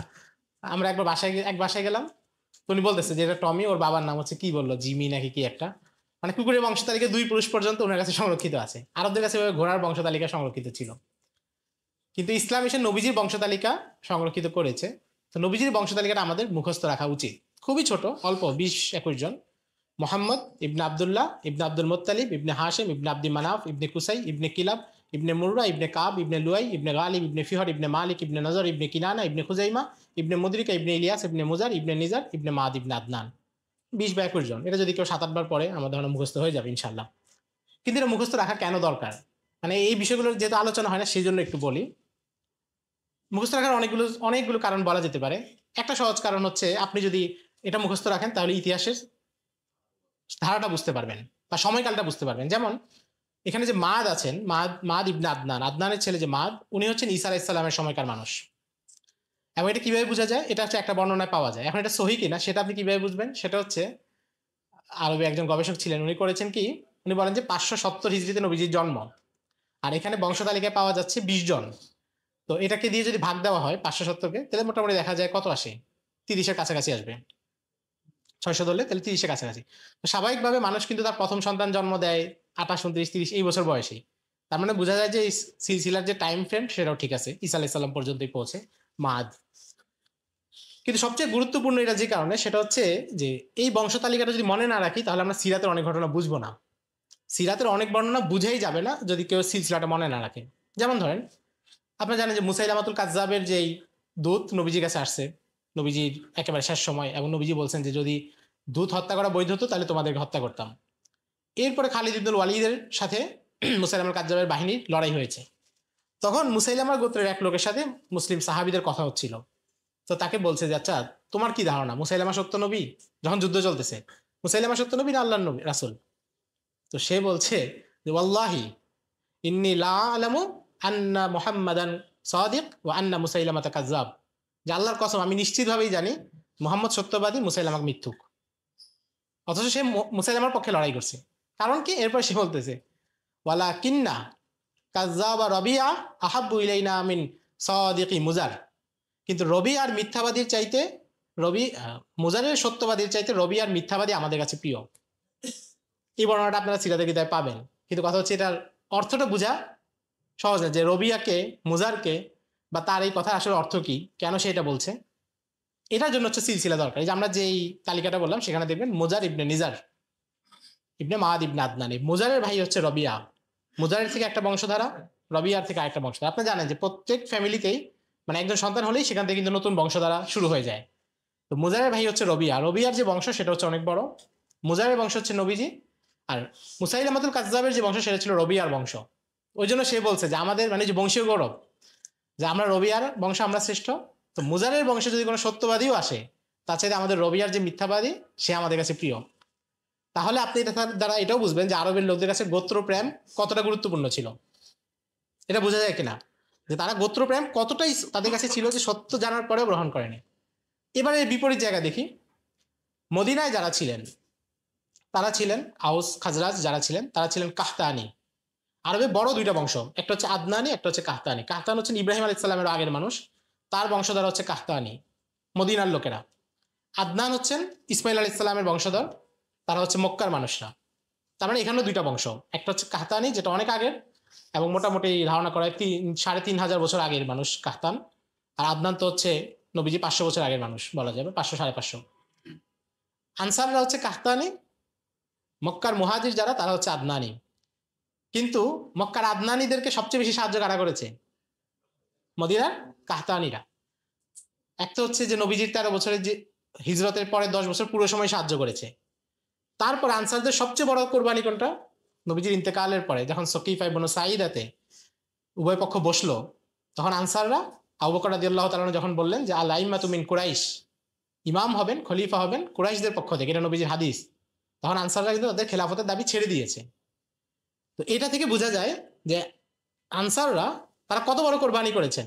যেখানে আরবের মানুষ বংশীয় গোত্রপ্রীতির কারণে একজনকে নবী জানার পরেও অস্বীকার করেছে, সেখানে তারা বংশীয় গোত্রপ্রীতি সব ত্যাগ করে কাহতানি হয়ে আদনানিদের পাশে দাঁড়িয়েছেন এবং আদনানিদের সামনে নিজেদের খেলাফতের যে দাবি সেটাও ত্যাগ করেছেন। আনসারদের কোরবানির লেভেলটা, অর্থাৎ তারা যে পরিবেশে বড় হয়েছেন সেখানে এটা মানে অবিশ্বাস্য। যেখানে নবী গ্রহণ করতে পারতেছে না সেখানে তারা এতগুলো দাবি ছেড়ে দিয়েছেন। এখন আপনারা বলেন, যদি আদনানি আর কাহতানিদের এই সিলসিলা না বোঝা যায় তাহলে কি আনসারীদের কোরবানির এই গভীরতাটা বোঝা যাবে? এটা বোঝা যাবে না। আচ্ছা, নবীজি সাল্লাল্লাহু আলাইহি সাল্লাম সহিহ মুসলিমের এক হাদিসে বলেছেন, সহিহ মুসলিম আরো অনেক গ্রন্থেই আছে, সনদ মানে বর্ণনা একটু এদিক সেদিক কিন্তু অনেক জায়গাতেই আছে। নবীজি বলছেন যে ইন্নাল্লাহ আস্তাফা কিনানা মিন ওয়ালাদি ইসমাইল, আল্লাহ ইসমাইলের সন্তানদের মধ্য থেকে কিনানাকে নির্বাচন করেছেন। ওয়াস্তাফা কুরাইশাম মিন কিনানা ওয়াস্তাফা মিন কুরাইশিন বানি হাশিম ওয়াস্তাফানি রব্বি মিন বানি হাশিম, যে আল্লাহ ইসমাইলের সন্তানদের থেকে কিনানাকে নির্বাচিত করেছেন, কিনানার সন্তানদের থেকে কুরাইশকে নির্বাচিত করেছেন, কুরাইশদের থেকে বনু হাশিমকে নির্বাচিত করেছেন, বনু হাশিম থেকে আল্লাহ আমাকে নির্বাচিত করেছেন। অর্থাৎ কয়েক ধাপে পরিশুদ্ধ হওয়া জিনিস। এক নম্বর হচ্ছে পৃথিবীর সবচেয়ে দামি বংশ হচ্ছে ইব্রাহিম আলাইহিস সালামের বংশ, পৃথিবীর সবচেয়ে দামি বংশ, সেই বংশের সবচেয়ে বিশুদ্ধ ধারা ইসমাইল আলাইহিস সালামের। সেখান থেকে আল্লাহ আবার কিনানার বংশকে আলাদা করেছেন। কিনানার বংশের বৈশিষ্ট্য সবচেয়ে বেশি কুরাইশদের, কুরাইশের মধ্যে শ্রেষ্ঠ হচ্ছে বনি হাশিম, বনি হাশিমের নবীজি। এখন যদি কেউ কিনানাকে না চিনে, কুরাইশ আসলে কি? আমরা তো জানি কুরাইশ হচ্ছে একটা নবীজি যে গোত্র, কুরাইশ যে ব্যক্তির নাম থেকে গোত্রের নাম, এটাও তো হয়তো অনেকে জানি না বা আলোচনা হয় না। তো তাহলে এখন এই যে বিশুদ্ধ এবং নবীজির শ্রেষ্ঠ, এটা কি বোঝা যাবে যদি এই সিলসিলা না বোঝা যায়? কিনানা হচ্ছেন, আপনারা দেখবেন নজর ইবনে কিনানা নবীজির এই সিলসিলার একজন মানুষ উপরের দিকে। এরপরে হচ্ছে ফিহর ইবনে মালিক, ফিহর ইবনে মালিকের নাম হচ্ছে কুরাইশ, ফিহরের নাম হচ্ছে কুরাইশ। তো তার মানে বোঝা যাচ্ছে যে আমরা যদি নসবনামাটা না জানি বা আমাদের মাথায় না থাকে, মুখস্থ না থাকে, তাহলে হচ্ছে সিরাতের অনেক ঘটনা, অনেক বর্ণনা, এটার গভীরতা বোঝা যাবে না। এটা হচ্ছে এগুলো হচ্ছে মোটা দাগে কিছু কারণ যে আমরা তাদের সাহাবীদের কোরবানি বুঝতে পারবো, কোন পরিবেশে তারা ইসলামকে কিভাবে গ্রহণ করেছেন সেটা বুঝতে পারবো, এবং সিরাতের অনেক বিষয় বুঝতে পারবো যেটা এগুলো না জানলে বোঝা যাবে না। যেমন দেখেন, উতবা ইবনে রবিয়া যখন নবীজির কাছে আসছে প্রস্তাব নিয়ে, যে ওই যে নবীজিকে প্রশ্ন করলো, আচ্ছা তুমি বলো তো আব্দুল মুত্তালিব কি ভালো ছিল না খারাপ ছিল? সে কি এই দেবতার পূজা করতো? তুমি এখন যাদের কথা বলছো সে তো এটা করতো না, তাহলে তুমি বলো সে ভালো না খারাপ? দেখেন, সে আব্দুল মুত্তালিবের নাম বলছে কিন্তু আরো পেছনে যায় নাই, মানে বংশতালিকা কিন্তু অনেকেই ছিল। কারণ উতবা ইবনে রবিয়ার যে বংশ সেটা হচ্ছে আব্দুল মুত্তালিবের ভাই, আব্দুল মুত্তালিব বাবা হচ্ছে হাশেম, হাশেমের ভাই ছিল আব্দে শামস, আব্দে শামসের বংশ হচ্ছে বনু উমাইয়া, যেখানে উতবা ইবনে রবিয়ারা। তো তার ভয় ছিল যে আমি যদি হাশেমের নাম বলি, যিনি আমাদের পূর্ব, হাশেম বা তার উপরে বলি যিনি আমাদের পূর্বপুরুষ, নবী যদি বলে দেন যে সে খারাপ ছিল, তো এই জন্য সে ওই রিস্ক নেয় নাই। সে পরের চ্যানেলে গেছে যে আপনার চ্যানেলের নিচের দিকে একজন যার সাথে আমার সম্পর্ক নেই, আপনি খারাপ বললে আমার টেনশন নাই, সে ওই নামটা দিছে। তো নবীজি তো জবটা এড়িয়ে গেছেন হিকমতের সাথে, কিন্তু তার অ্যাপ্রোচটা ছিল এটা। কারণ কি? কারণ সে চাইছে আমার বংশে যেন দাগ না পড়ে, কারণ তারা বংশীয় ব্যাপারটাকে অনেক গুরুত্ব দিত। এগুলো হচ্ছে নসবনামার গুরুত্ব, নসবনামাটা জানার। কিন্তু এর চাইতে বড় গুরুত্ব আরেক জায়গায়। সেটা কি? সেটা হচ্ছে নবীজির যে নসবনামা, এটা হচ্ছে নবীজির নবুয়তের দলিল। নবীজির যে বংশ তালিকা, এটা নবীজির নবুয়তের দলিল। কারণ প্রত্যেক নবী শ্রেষ্ঠ বংশে আসেন। ইসলামে কোনো নবীকে কোনো ছোট বংশে বা যেই বংশে মানুষ সমাজে নিচু স্তরে কাজ করে বা ইয়ে করে, এই জায়গায় কোনো নবীকে পাঠানো হয়নি, সবাইকে শ্রেষ্ঠ বংশে পাঠানো হয়েছে। এবং এটা সবার কাছেই ক্লিয়ার ছিল। আপনারা জানেন যখন আবু সুফিয়ান হিরাকলের কাছে নবীজি চিঠি পাঠালেন, হিরাকলকে ইসলামের দাওয়াত দিলেন, রোমের সম্রাট, সে যখন সিরিয়ার হিমসে ছিল, তো সে নবীজি চিঠি পেয়ে সে তো অবাক যে এমন এক জায়গা থেকে চিঠি আসছে যাদেরকে আমরা কখনো গুরুত্বই দিই নাই, ওখান থেকে এক লোক এসে একেবারে ইসলামের দাওয়াত দিচ্ছে আমাকে, এবং ডাইরেক্ট দাওয়াত দিচ্ছে, আবার বলতেছে যে যদি ইসলাম গ্রহণ না করি তাহলে আমার যত প্রজা আছে সবার পাপ আমার দায়িত্ব নিতে হবে, ইসলাম গ্রহণ করলে তাহলে 2টা প্রতিদান পাবো, আর যদি ইসলাম গ্রহণ না করি তাহলে সবার পাপের দায়িত্ব আমি নিতে হবে। তো সে যেহেতু বিচক্ষণ ছিল, সে বলে যে খোঁজ নাও এখানে আরবের ওই এলাকার কেউ আছে কিনা। তো ওই সময় আবু সুফিয়ান হচ্ছে বাণিজ্যিক কাফেলায় সিরিয়ায়, তো খবর পাইলে তাকে নিয়ে আসলো। তো এনে তাকে হিরাকল হচ্ছে 12টা প্রশ্ন করছে, সহিহ বুখারীর শুরুর দিকে বর্ণনাটা আছে। তো সেখানে একটা প্রশ্ন করছে যে আচ্ছা তোমাদের মধ্যে ওই লোকটার বংশ কেমন? তখন আবু সুফিয়ান বলছে জু নাসাবিন, আমাদের মধ্যে ভালো বংশের সন্তান। তখন হিরাকল বলছে, সহিহ বুখারীতে আছে, ওয়া কাযালিকার রুসুলু তুবআসু ফি নাসাবি কওমিহা, হ্যাঁ রসুল্লাহদেরকে তো এমনই হয়, তাদেরকে শ্রেষ্ঠ বংশে পাঠানো হয়। তার মানে নবীজির যে বংশ এবং এই উচ্চ বংশ যে নবুয়তের দলিল, এটা হিরাকলও বুঝতে পেরেছে। তো আমরা নবীজি সাল্লাল্লাহু আলাইহি সাল্লামকে জানার পাশাপাশি নবীজির এই পুরো নসব এবং এখানে গুরুত্বপূর্ণ ব্যক্তি যারা 5-6 জন, সবার ব্যাপারে তথ্য পাওয়া যায় না বিস্তারিত, 5-6 জন যারা গুরুত্বপূর্ণ মানুষ, তাদের সম্পর্কে আমাদের কিছু কিছু করে জানা থাকা দরকার। কারণ এটা নবীজির সম্মানের সাথে সম্পর্কিত। নবীজি নিজেরা নিয়ে গর্ব করেছেন যে আল্লাহ আমাকে এদের মধ্য থেকে নির্বাচিত করে এনেছেন। এবং নবীজি বংশের কথা বলেছেন, নবীজি বলেছেন যে একেবারে আদম আলাইহিস সালাম পর্যন্ত আমার বংশে কেউ কখনো অশ্লীলতায় জড়ান নেই, এটা নবীজি গর্ব করে বলেছেন। তো কাজে এই নসবনামাও সংরক্ষণ রাখা এটাও আমাদের জন্য জরুরি। তো আমরা এই নসবনামার 2-1 জন মানুষ সম্পর্কে অল্প কিছু কথা বলতে পারি। এই বংশে একজন হচ্ছে ফিহর ইবনে মালিক, যিনি কুরাইশ, তার নামে হচ্ছে কুরাইশদের শাখা হয়। এবং এই গোত্রটা হচ্ছে আরবের অন্য গোত্রের উপর সবসময় প্রভাবশালী ছিল, তাদের সামরিক শক্তি বেশি ছিল, লোকজন বুদ্ধিমান এখানে বেশি থাকতো। মূলত কুরাইশ হচ্ছে এক প্রকার সামুদ্রিক মাছ, আরবে এক প্রকার সামুদ্রিক মাছকে কুরাইশ বলা হতো, যেটা হচ্ছে অন্য মাছদেরকে খেয়ে ফেলতো বা অন্য মাছটা এটার সাথে পারতো না। তো ওই জায়গা থেকে কুরাইশদের নামকরণ করছে। কুরাইশের পরে যিনি গুরুত্বপূর্ণ ব্যক্তি তিনি হচ্ছেন কুসাই, অর্থাৎ হাশেমের বাবা, যিনি আব্দুল মুত্তালিব ইবনে হাশেম আব্দুল মানাফের বাবা, হাশেম ইবনে আব্দুল মানাফ ইবনে কুসাই। কুসাই হচ্ছেন মক্কার সমাজটাকে প্রথম একটা কাঠামো দেন, এবং বলা যায় যে পলিটিক্যাল পাওয়ারটা ওখানে উনি সূচনা করেন। এরা পর্যন্ত তারা যাযাবর ছিল, ঘর বাড়ি ছিল না, উনি হচ্ছে এদেরকে মাটির ঘর বানানো শিখান মক্কার সমাজে। বেশি আগে না, নবীজির বেশি আগের মানুষ না, 150 বছর বা 200 বছর আগে। এবং আপনারা দারুন নাদওয়ার নাম শুনেছেন, যেখানে পরে আবু জাহেলরা নবীজিকে হত্যার পরিকল্পনা করেছে, মানে যেটা তাদের সংসদ ভবন ছিল, সিনেট ভবন। তো সেই দারুন নাদওয়া নির্মাণ করেছিল কুসাই। এবং কুসাইয়ের সাথে, যদিও উনি একটা ছোট জায়গার মানুষ ছিলেন, তখনকার যে রাজা বাদশাহ আঞ্চলিক, তাদের অনেকের পত্র যোগাযোগ ছিল, তাদের সাথে তার আসা যাওয়া ছিল, তাদের দরবারে তিনি পরিচিত ছিলেন, খুব বুদ্ধিমান মানুষ ছিলেন এবং খুব নেককার মানুষ ছিলেন ওই সময়কার হিসেবে। হজে যারা আসতো, আপনারা জানেন ইসমাইল আলাইহিস সালামের সময়কাল থেকেই কিন্তু কাবায় লোকজন হজ করার জন্য আসতো। তো ওই লোকেরা আসলে কুসাইয়ের সাথে দেখা করতো বরকতের জন্য, যে এই লোকটা অনেক বড় আল্লাহওয়ালা, তার সাথে দেখা করলে বরকত হবে। এই ধরনের প্রভাবশালী মানুষ ছিলেন। তার মানে বুঝতে পারতেছেন যে নবীজির আশাটা কোন বংশে হচ্ছে, যে বংশটা সমাজের চোখে আগে থেকেই এইভাবে সম্মানিত, এবং শুধু মক্কা না, বাইরের মানুষ পর্যন্ত তাদেরকে চিনে। কুসাইয়ের পরে আব্দে মানাফ। আব্দে মানাফ খুব জ্ঞানী মানুষ ছিলেন, এবং আরবি প্রবাদে ওনার বহু বাক্য এখনো আছে, যেগুলো উনি বিভিন্ন বাক্য বলেছেন, সেগুলোকে প্রবাদ হিসেবে গ্রহণ করা হয়েছে। এরপর হচ্ছেন হাশেম, নবীজি বাবার দাদার বাবা। হাশেম হচ্ছে কুসাই, যে এখানে কুরাইশদেরকে রাজনৈতিকভাবে শক্তি দিয়েছেন বা সমাজের রাজনীতিটাকে নিয়ন্ত্রণ করেছেন। হাশেম হচ্ছে অর্থনৈতিক সমৃদ্ধি দিয়েছেন। এর আগ পর্যন্ত কুরাইশদের অর্থনৈতিক সমৃদ্ধি বেশি ছিল না, তারা হচ্ছে প্রায় দুর্ভিক্ষের শিকার হতো, অনেক সময় পানি শুকিয়ে যেত মরু অঞ্চলে যেটা হয়। এবং তখনও জমজম কূপ তো আবিষ্কার হয় নাই, মানে জমজম কূপ আপনারা জানেন বনু জুরহম যখন মক্কা ত্যাগ করে এটাকে মাটির নিচে রেখে চলে গিয়েছে, এটা অনেকদিন পর্যন্ত মাটির নিচে লুকায়িত ছিল। তো হাশেম চিন্তা করলেন যে আমাদের যেহেতু এখানে অভাব হয়, তাহলে আমাদের ব্যবসার দিকে যেতে হবে। এর এক পর্যন্ত তারা ব্যবসার দিকে যেত না, পশু টশু চড়িয়ে এই ধরনের সমাজ চালাতো। হাশেম বললেন কি যে আমাদের এখানে সারা বিশ্ব থেকে মানুষ হজ করতে আসে, এদের কাছে পণ্য বিক্রির একটা ভালো সুযোগ আছে। এবং উনি ব্যবসা শুরু করলেন, শীতে একটা, গ্রীষ্মে একটা, দুইটা কাফেলা যেত, একটা দক্ষিণে যেত ইয়ামানের দিকে, একটা উত্তরে যেত সিরিয়ার দিকে। এবং এই দুই বাণিজ্যিক কাফেলা এসে জিনিসপত্র এনে মক্কায় বিক্রি করতো। ধীরে ধীরে অনেক লাভ হয় এবং হাশেম খুব বড় লোক হয়ে যান। এবং বড় লোক হয়ে যাওয়ার পরে তিনি হচ্ছে নিজের অর্থে হাজিদের পানি পান করানো, হাজিদেরকে খেদমত করা, এগুলো শুরু করেন। এটা কুসাইও করতেন, কিন্তু কুসাইয়ের অর্থ কম ছিল, উনি করতেন কি সমাজে সবার কাছ থেকে চাঁদা নিতেন, সবার কাছ থেকে চাঁদা নিয়ে খরচ করতেন। আর হাশেম করেন কি যে নিজের অর্থেই তাদেরকে দান করা শুরু করেন। তার মানে বুঝতে পারতেছেন যে হাশেম হচ্ছে কুরাইশদের আরেকজন মানুষ, যিনি হচ্ছে তাদেরকে ব্যবসা শিখাইছেন এবং তাদেরকে বুঝাইছেন যে ব্যবসার মাধ্যমে তোমরা সমৃদ্ধ হতে পারো, এবং তারা সেটা পারছেন। হাশিমের পরের মানুষ হচ্ছেন নবীজির বাবা, নবীজির দাদা আব্দুল মুত্তালিব। আব্দুল মুত্তালিব কুরাইশদের কাছে খুব সম্মানিত ছিলেন। তার জীবনে গুরুত্বপূর্ণ কয়েকটা ঘটনা, একটা হচ্ছে আব্রাহা যখন হাতির বাহিনী আক্রমণ করে, মানে আমি আর প্রেক্ষাপটে যাচ্ছেন, এগুলো আপনারা জানেন। তো আব্রাহার আক্রমণের সময় তিনি হচ্ছে আব্রাহার সাথে কথা বলতে যান এবং আব্রাহাকে উনি বলছেন যে আমার ওট ফিরিয়ে দাও। তো সে বলছে আমি তো আপনাদের বাইতুল্লাহ আক্রমণ করতে আসছি। তো সে বলছে আমি ওটের মালিক, ওট নিতে আসছি, বাইতুল্লাহ যিনি মালিক তিনি রক্ষা করবেন। তো এই ঘটনাটা তখন হচ্ছে সমাজের চোখে তাকে বিশেষ করে ফেলে যে আল্লাহ নুসরতের উপর তার এই ধরনের একটা আকীদা ছিল এবং বিশ্বাস ছিল। এর বাইরে ঘটনা হচ্ছে তিনি স্বপ্নে দেখেন যে আল্লাহ তাকে জমজম কূপ আবার আবিষ্কারের নির্দেশ দিচ্ছেন। পরে তিনি কয়েকদিন মাটি খুঁড়েন এবং মাটি খুঁড়ে জমজমটাকে মাটির নিচ থেকে আবার উদ্ধার করেন এবং এটা মালিকানা তার হয়ে যায়। মালিকানা বলতে মানে একটা সম্মানসূচক পদবি আর কি। পানি এমন না যে মালিকানা শুধু উনি পানি নিতেন, অন্য কাউকে দিতেন না, সবাই পানিকানা নিত, কিন্তু এটার মালিকানা বা এটার মোতোয়াল্লি সেটা হচ্ছে আব্দুল মুত্তালিব। এই জায়গা থেকেও তিনি সম্মানিত হন এবং তিনি ছিলেন বাইতুল্লাহর মোতাওয়াল্লি। এবং নবীজি যখন ছোট ছিলেন তখন তিনি নবীজিকে নিয়ে প্রায় বাইতুল্লাহ চত্বরে গিয়ে বসে থাকতেন।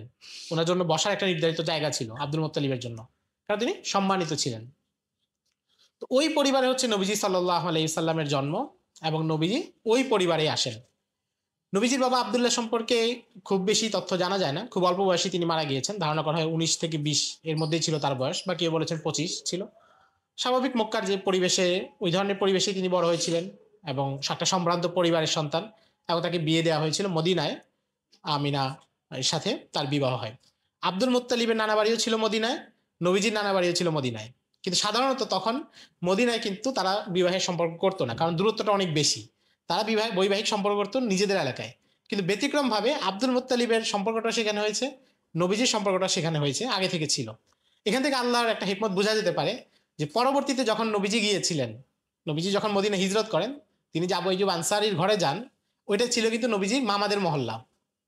অর্থাৎ আগে থেকেই নবীজির একটা আত্মীয়তার সম্পর্ক সেখানে ছিল। এবং নবীজি একটা বর্ণনায় পাওয়া যায়, তিনি যখন মদিনার রাস্তায় হাঁটছিলেন তখন বলছিলেন যে আমি কিছু কিছু ঘর এখনো চিনতে পারছি, ছোটবেলায় আমি মায়ের সাথে এখানে আসছিলাম। যে সফরে নবীজির আম্মা ইন্তেকাল করেন মদিনায় এসে যাওয়ার পথে, ওই সফরে কিন্তু নবীজি সেখানে ছিলেন, কিছুদিন মদিনায় ছিলেন। এবং নবীজি কিন্তু সাঁতার পারতেন। নবীজি আরবে তো আপনারা জানেন পুকুর বা নদী নালা নাই, কিন্তু নবীজি সাঁতার পারতেন। নবী যখন মায়ের সাথে আসছেন ছোটবেলায়, সেখানে একটা পুকুর ছিল, সেই পুকুরে নবীজি সাঁতার শিখেছিলেন 6 বছর, 7 বা 8 বছর, 6 বছর বয়সী, ওই বয়সে নবীজি সাঁতার শিখেছিলেন। তো নবীজির বাবা এবং নবীজির মাতা, তারা হচ্ছে দুজনেই অল্প বয়সী ছিলেন এবং অল্প বয়সেই ইন্তেকাল করেছেন। নবীজির জন্ম নিয়ে, তারিখ নিয়ে আপনারা জানেন যে অনেক ধরনের তর্ক আছে। ওলামায়ে কেরাম বিশুদ্ধ বলেছেন 9-8 রবিউল আউয়াল, এই তারিখগুলোকে বেশি প্রাধান্য দিয়েছেন। 12 তারিখের যে তারিখটা, এটা আসলে অনেক দূরবর্তী। এগুলো নিয়ে বিস্তারিত আলোচনা আছে, আপনারা শেখ তাহমিদুল মাওলা সাহেবের একটা আলোচনা আছে রিসালাতুল ইসলামে, ওইটা দেখে নিতে পারেন, বিস্তারিত আলোচনা করছেন। মোটামুটি 12 তারিখটা এটা হচ্ছে আসলে অনেক দূরবর্তী, এটা সম্ভাবনা খুবই কম। এবং পরবর্তীতে জ্যোতির্বিজ্ঞানের আলোকে যারা গবেষণা করেছেন তারাও এমনটাই বলেছেন। নবীজি জন্মের পরে নবীজির নাম রাখা হলো মোহাম্মদ। মোহাম্মদ মানে হচ্ছে সর্বোচ্চ প্রশংসা, ব্যাপক প্রশংসা। এবং আরবে এই ধরনের নাম রাখার কোনো প্রচলনই ছিল না। নামটা রাখেন আব্দুল মুত্তালিব নিজের থেকে। ওনাকে জিজ্ঞাসা করা হলো যে আপনি এই নাম কেন রাখছেন? তো উনি বলছেন যে আমার আশা যে একদিন তার প্রশংসা করা হবে। মানে নাতিকে তিনি আগে থেকেই ভালোবাসাটা, এবং আগে থেকে আল্লাহ তার মনে এটা দিয়ে দিয়েছেন। আসলে তো আল্লাহ রাব্বুল আলামিন ভূমি প্রস্তুত করছেন, জমিন প্রস্তুত করছেন, এবং তাকে এই নামটা দেয়া হচ্ছে নবীজিকে। তো নবীজির মূল নাম হচ্ছে মোহাম্মদ এবং আহমদ, দুইটার মধ্যে প্রশংসার গুণ পাওয়া যায়। দুইটি হামদ থেকে আসছে, দুইটার মধ্যেই প্রশংসা পাওয়া যায়। কিন্তু নবীজি আরো নাম আছে, ওলামায়ে কেরাম কেউ বলেছেন 200 নাম, কেউ বলেছেন 250 নাম, অনেকে ভালোবেসে অনেক নাম দিয়েছেন। নবীজি নিজেও কিছু কিছু নামের কথা প্রকাশ করেছেন। যেমন একটা হাদিস উনি বলছেন যে ইন্নালি আসমা, আমার অনেকগুলো নাম আছে।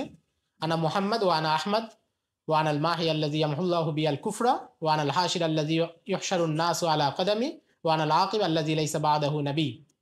যে আমি মোহাম্মদ, আমি আহমদ, আমি মাহি, মানে যে হচ্ছে কুফরকে ধ্বংস করে দিবে। মাহি মানে হচ্ছে ধ্বংস করে দেয়, মিটিয়ে দেয়। আমি হচ্ছে কুফরকে মিটিয়ে দিব।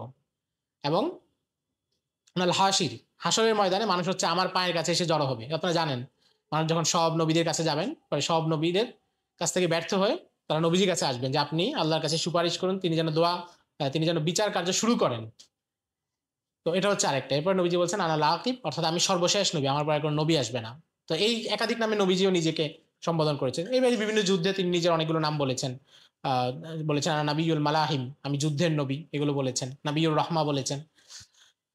তো তো নবীজি সাল্লাল্লাহু আলাইহি সাল্লাম যখন জন্মগ্রহণ করেন তখন কিছু কারামতের কথা আমাদের সমাজে প্রচলিত আছে, কিছু অলৌকিক ঘটনার কথা, কিন্তু এগুলো বেশিরভাগই বর্ণনার বিচারে, শুদ্ধিতার বিচারে উত্তীর্ণ না, এবং মুহাদ্দিসিনে কেরাম এগুলোকে নাকচ করেছেন যেগুলো শুদ্ধ না। তবে একটা বর্ণনা, বিশুদ্ধ বর্ণনা পাওয়া যায়, যেটা মুসনাদে আহমদ ইবনে হাম্বলে আছে। নবীজি বলেন যে আমার জন্মের পরে আমার মা দেখলেন যে তার পেট থেকে একটা আলো বের হয়ে বস্ত্রানগরী পর্যন্ত সেটা আলোকিত করে ফেলেছে। এটা বিশুদ্ধ বর্ণনা। তখনকার আরবে নিয়ম ছিল যে মানুষ যখন সন্তান হতো এদেরকে কোনো ধাত্রী বা দাইমা কারো কাছে পাঠিয়ে দেওয়া হতো, এবং মক্কার যে পরিবেশ সেখান থেকে গ্রামের দিকে পাঠানো হতো। এটা কয়েকটা কারণে করা হতো। একটা হচ্ছে শহরে তারা মনে করতো যে শহরের পরিবেশটা দূষিত, এখানে থাকলে ছোট বাচ্চা রোগ, এবং আরবে আসলে ছোট বাচ্চা অনেক মারাও যেত, মানে মক্কার পরিবেশটা একটু দূষিতও ছিল। তো এখান থেকে দূরে থাকলে গ্রামের নির্মল প্রকৃতি এবং পরিবেশে তারা বড় হবে, সুস্থ থাকবে, এটা মনে করা তো একটা। 2 নম্বর মনে করা হতো গ্রামের জীবনটা তো একটু কঠোর হয়, সেখানে তারা ছোটবেলা থেকে পশু চড়াবে, মাঠে ঘাটে খেলবে, শরীর স্বাস্থ্য শক্ত হবে। অর্থাৎ আমাদের দেশে এখন যেমন ঢাকা শহরের মানুষ হচ্ছে সবাই আমাদের মধ্যে, আর বাইরের মানুষ হচ্ছে একটু পরিশ্রমী, তো তারা এটা মনে করতো যে আমাদের সিটিতে থাকলে এটা হবে না, তারা বাইরে থেকে একটু কষ্ট সহিষ্ণু শিখে আসুক। 3 নম্বর তারা মনে করতো যে, এবং এটা বাস্তবতাও ছিল, যে মক্কা বা ওই এলাকার ভাষাটা ছিল মিশ্র, যেহেতু নানা অঞ্চলে নানা মানুষ আসে এবং যেখানে অনেক ধরনের মানুষ আসে সেখানে কিন্তু ভাষাটা নানা শব্দের মিশ্রণ ঘটে। যেমন ঢাকায় যে ভাষায় আমরা কথা বলি, এটা তো নির্দিষ্ট, যদিও ঢাকায় একটা কুট্টি ভাষা আছে কিন্তু এটা তো প্রায় বিলুপ্ত, প্রায় অল্প কিছু মানুষের চর্চা আছে, কিন্তু ঢাকার যে ভাষা এটা মিশ্র ভাষা। এখানে আপনি দেখবেন যে আমরা যারা কথা বলি আঞ্চলিক শব্দ আছে, শুদ্ধ আছে, প্রমিত আছে, সব মিক্সচার। কিন্তু এর বাইরে কুষ্টিয়ে গেলে তারা তাদের মতো করে একটা ভাষায় কথা বলে, সিলেটি তারা তাদের মতো করে একটা ভাষায় কথা বলে, সেখানে মিশ্রণটা কম। তো মক্কার এই অবস্থাটা ছিল, যেহেতু এটা একটা বাণিজ্যিক কেন্দ্র, এখানে অনেকে এসে ব্যবসা করে, হজের সময় বাজার বসে, মদিনা থেকে লোক আসে, বাহির থেকে লোক আসে, এখানে ভাষাটাও একটু নানাভাবে কলুষিত হয়েছিল। তো এই জন্য তারা বিশুদ্ধ ভাষার জন্য গ্রামে পাঠাতো, যে সেখানে মানুষ গ্রামে বিশুদ্ধ ভাষায় কথা বলে। তো এই জন্য তখন নিয়ম ছিল যে নির্দিষ্ট একটা দিনে নবজাতকদেরকে একত্র করা হতো, এবং হচ্ছে বাহির থেকে যারা এই বাচ্চাদেরকে দত্তক, এটা দত্তক বলা যায় না, মানে হচ্ছে দায়ী বলতে পারি, বা যারা পালবে এদেরকে, এটা কি বলে শব্দটা পাচ্ছি না, ধাত্রীমা, হ্যাঁ, মানে ধাত্রীমা যারা আসবে তারা পালবে, তারা নিয়ে যাবে। তো বনু সাদ থেকে হালিমা সাদিয়া আসলেন, এবং আপনারা জানেন ঘটনা যে ওনারা খুব দুর্বল ছিলেন, ওনাদের পশু বাহনও খুব দুর্বল ছিল, সেগুলোর ওলানে কোনো দুধ ছিল না, চলতে পারতেছিল না। আবার তো একদিকে তারা আসলেন, তাদেরকে দেখে কেউ তাদের বাচ্চা দেয় নাই। আবার একদিকে নবীজি এতিম, এটা দেখে অন্য যারা আসে তারাও নবীজিকে নেয় নাই, কারণ তারা ভাবছে যে এ তো এতিম, তো টাকা পয়সা কে দিবে, আমাদেরকে টাকা পয়সা তো এরা দিতে পারবে না। পরে হালিমা সাদি ওনারা দেখলেন যে আমরা কাউকে পাচ্ছি না, এই বাচ্চাকেও কেউ নিচ্ছে না, তখন ওনার স্বামী বললেন তুমি একে নিয়ে নাও, আল্লাহ আশা করি হয়তো বরকত দিবে। তো এরপর ওনারা নিয়েছেন, এবং এরপরে যে ঘটনা এগুলো তো সিরাতি কিতাবে আছে, ওনারা যখন যাচ্ছিলেন যাওয়ার পথেই দেখলেন যে ওনাদের পশু সবাইকে অতিক্রম করে সামনে চলে যাচ্ছে, এবং ওনারা অবাক হচ্ছে যে আসার সময় তুমি আমাদের কত পিছনে ছিলে, এখন এত সামনে কিভাবে যাচ্ছ। তো ওনারা বললেন যে আমাদের ধারণা এই শিশুর মধ্যে বরকত আছে, এবং ওনারা দেখলেন ওনাদের পশুর ওলান ভরে গিয়েছে, সেগুলোতে দুধ আসছে, এবং নবীজি সেখানে বনু সাদে খেলেছেন, ওনার ভাই দুধ বোন ওনাদের সাথেই খেলাধুলা করেছেন, এবং এই স্মৃতিগুলো নবীজি মনে ছিল। হুনাইনের যুদ্ধের পরে এই বনু সাদের এই গোত্র, সেখান থেকে অনেকে বন্দী হয়। তখন এক মহিলাকে সাহাবীরা বন্দী করে নিয়ে আসতেছিলেন, তখন উনি বললেন যে আমি নবীজির দুধবন হই। তো নবীজি বললেন যে আপনি দুধবন হন, এটার প্রমাণ কি? উনি বললেন যে আপনি দেখেন আমার কাঁধে এখন একটা দাগ আছে, আপনি ছোটবেলায় আমার কোলে উঠে আমাকে কামড় দিয়েছিলেন। তো এরপর নবীজি তাকে অনেক উপহার দেন, এবং এরপর নবীজির যে দুধমা হালিমা সাদিয়া তিনিও আসেন, এবং কিছু বর্ণনা পাওয়া যায় তিনি ইসলাম গ্রহণ করেছিলেন। নবীজি তার সম্মানে চাদর বিছিয়ে দেন, তাকে সেখানে বসান, এবং ওনাদেরকে অনেক উপহার দিয়ে পাঠিয়ে দেন। তো বনু সাদে নবীজি যখন ছিলেন, নবীজি সেখানে বকরি নিয়ে চলে যেতেন, খেলাধুলা করতেন, খুব সুন্দর পরিবেশে ছিলেন, এবং তারা দেখছে যে নবীজির মধ্যে অনেক বরকত আছে। তো এই জন্য 2 বছর, সাধারণত মেয়াদটা থাকতো 2 বছর, 2 বছর পরে বাচ্চাকে ফিরিয়ে দিয়ে আসতো। কিন্তু হালিমা সাদিয়া 2 বছর পরে গিয়ে আমেনাকে অনুরোধ করলেন যে আপনি আবার তাকে দেন, তার মধ্যে বরকত আছে, আমরা রাখতে চাই। উনি বললেন ঠিক আছে, তাহলে তোমরা নিয়ে রাখো। তো এরপরে যখন নবীজিকে নিয়ে আসা হয়েছে, নবী যখন 4 বছর বয়স, তখন হচ্ছে বক্ষ বিদারণের প্রথম ঘটনাটা ঘটে। জিবরাইল আলাইহিস সালাম এসে নবীজির বুক কেটে সেখান থেকে কালো রক্তপিণ্ড সেটা বের করে দেন, বিশুদ্ধ করেন, অর্থাৎ যেখানে শয়তানের ধোঁকা, নফসের খাহেসাত, এই বিষয়গুলো ছিল সেগুলো দিয়ে একদম বিশুদ্ধ করেন। তো এই জন্য কেউ কেউ বলেন, লিখেছেন যে পৃথিবীর ইতিহাসে প্রথম ওপেন হার্ট সার্জারি জিবরাইল আলাইহিস সালাম করেছেন।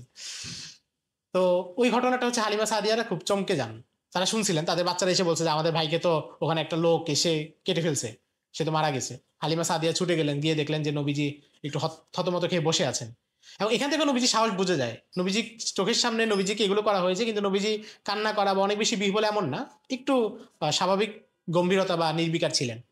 হালিমা সাদিয়া মনে করলেন যে না, এখন যদি এই বাচ্চার কোনো দুর্ঘটনা ঘটে, বা এখানে মনে হচ্ছে অলৌকিক কিছু আছে, যদি কিছু ঘটে তাহলে দায় কে নিবে, বাচ্চাকে ফিরিয়ে দিয়ে আসি। পরে তিনি মক্কায় এসে ওনার কাছে ফিরিয়ে দিলেন, নবীজির মায়ের কাছে। এর কয়েক মাস পরেই নবীজির মা তার বাবার বাড়িতে ঘুরতে নবীজিকে নিয়ে গেলেন, সাথে আব্দুল মুত্তালিবও ছিলেন, আর উম্মে আইমান নামে এক দাসী ছিল যাকে পরে জাইদ ইবনুল হারিসা তিনি বিবাহ করেছিলেন। তো ওনারা মদিনায় 1.5-2 মাস থাকেন এবং ফেরার পথেই একটা জায়গায় আবওয়া নামে এক এলাকায় নবীজির আম্মা ইন্তেকাল করেন এবং সেখানে তার কবর দেওয়া হয়। একটা বর্ণনায় পাওয়া যায় যে নবীজি পরে এক যুদ্ধের অভিযান থেকে ফেরার সময় ওখানে গিয়ে নবীজি মায়ের কবর জিয়ারত করেছিলেন এবং অনেক কান্না করেছিলেন। তো পরে সাহাবায়ে কেরাম জিজ্ঞাসা করার পরে তিনি বলছেন যে আমি আল্লাহর কাছে অনুমতি চেয়েছিলাম আমার মায়ের কবর জিয়ারত করতে, আল্লাহ রাব্বুল আলামিন অনুমতি দিয়েছেন, তাই জিয়ারত করেছি। এরপরে যখন নবীজি মক্কায় ফিরে আসেন তখন তিনি তার দাদার দায়িত্বে চলে যান। আব্দুল মোত্তালিব তার দায়িত্ব নেন যে এই নাতির বাবাও নেই মাও নেই।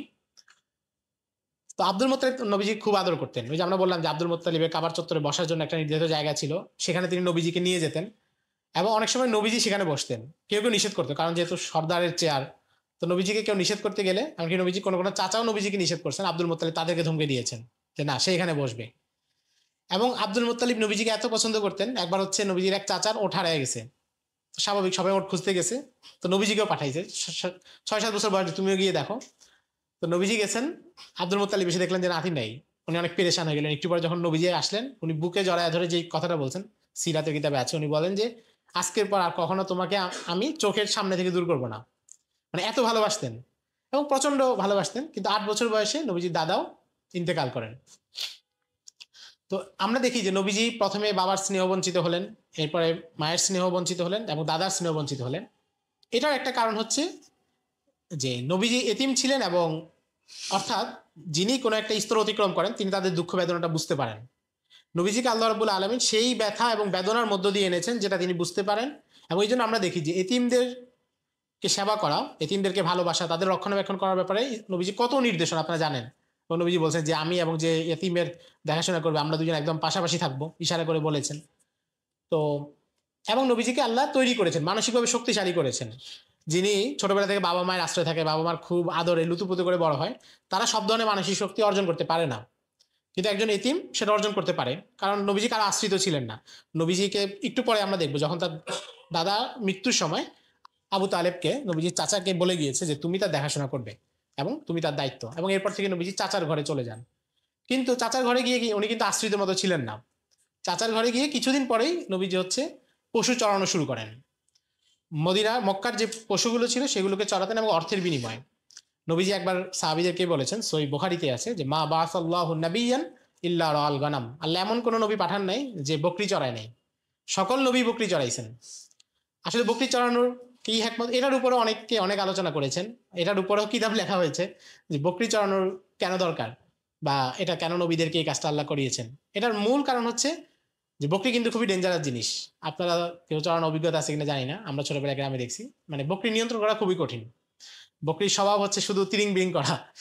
তো একটা হচ্ছে এটা, 2 নম্বর হচ্ছে যে একটা রাখাল হয় যে অনেকগুলো পশুর নিয়ন্ত্রণে থাকে, এই পশুগুলোর হেফাজত করা এবং বাঘ নেকড়ে সেগুলোর সাথে লড়াই করে এগুলোকে রক্ষা করা, এটা কিন্তু তার একটা দায়িত্ববোধ তৈরি হয়। ফলে তার মধ্যে একটা নেতৃত্বের গুণ, যদিও এই পশুগুলো অবলা পশু, সেটা মানুষের মতো না, কিন্তু তবুও এক প্রকার নেতৃত্ব।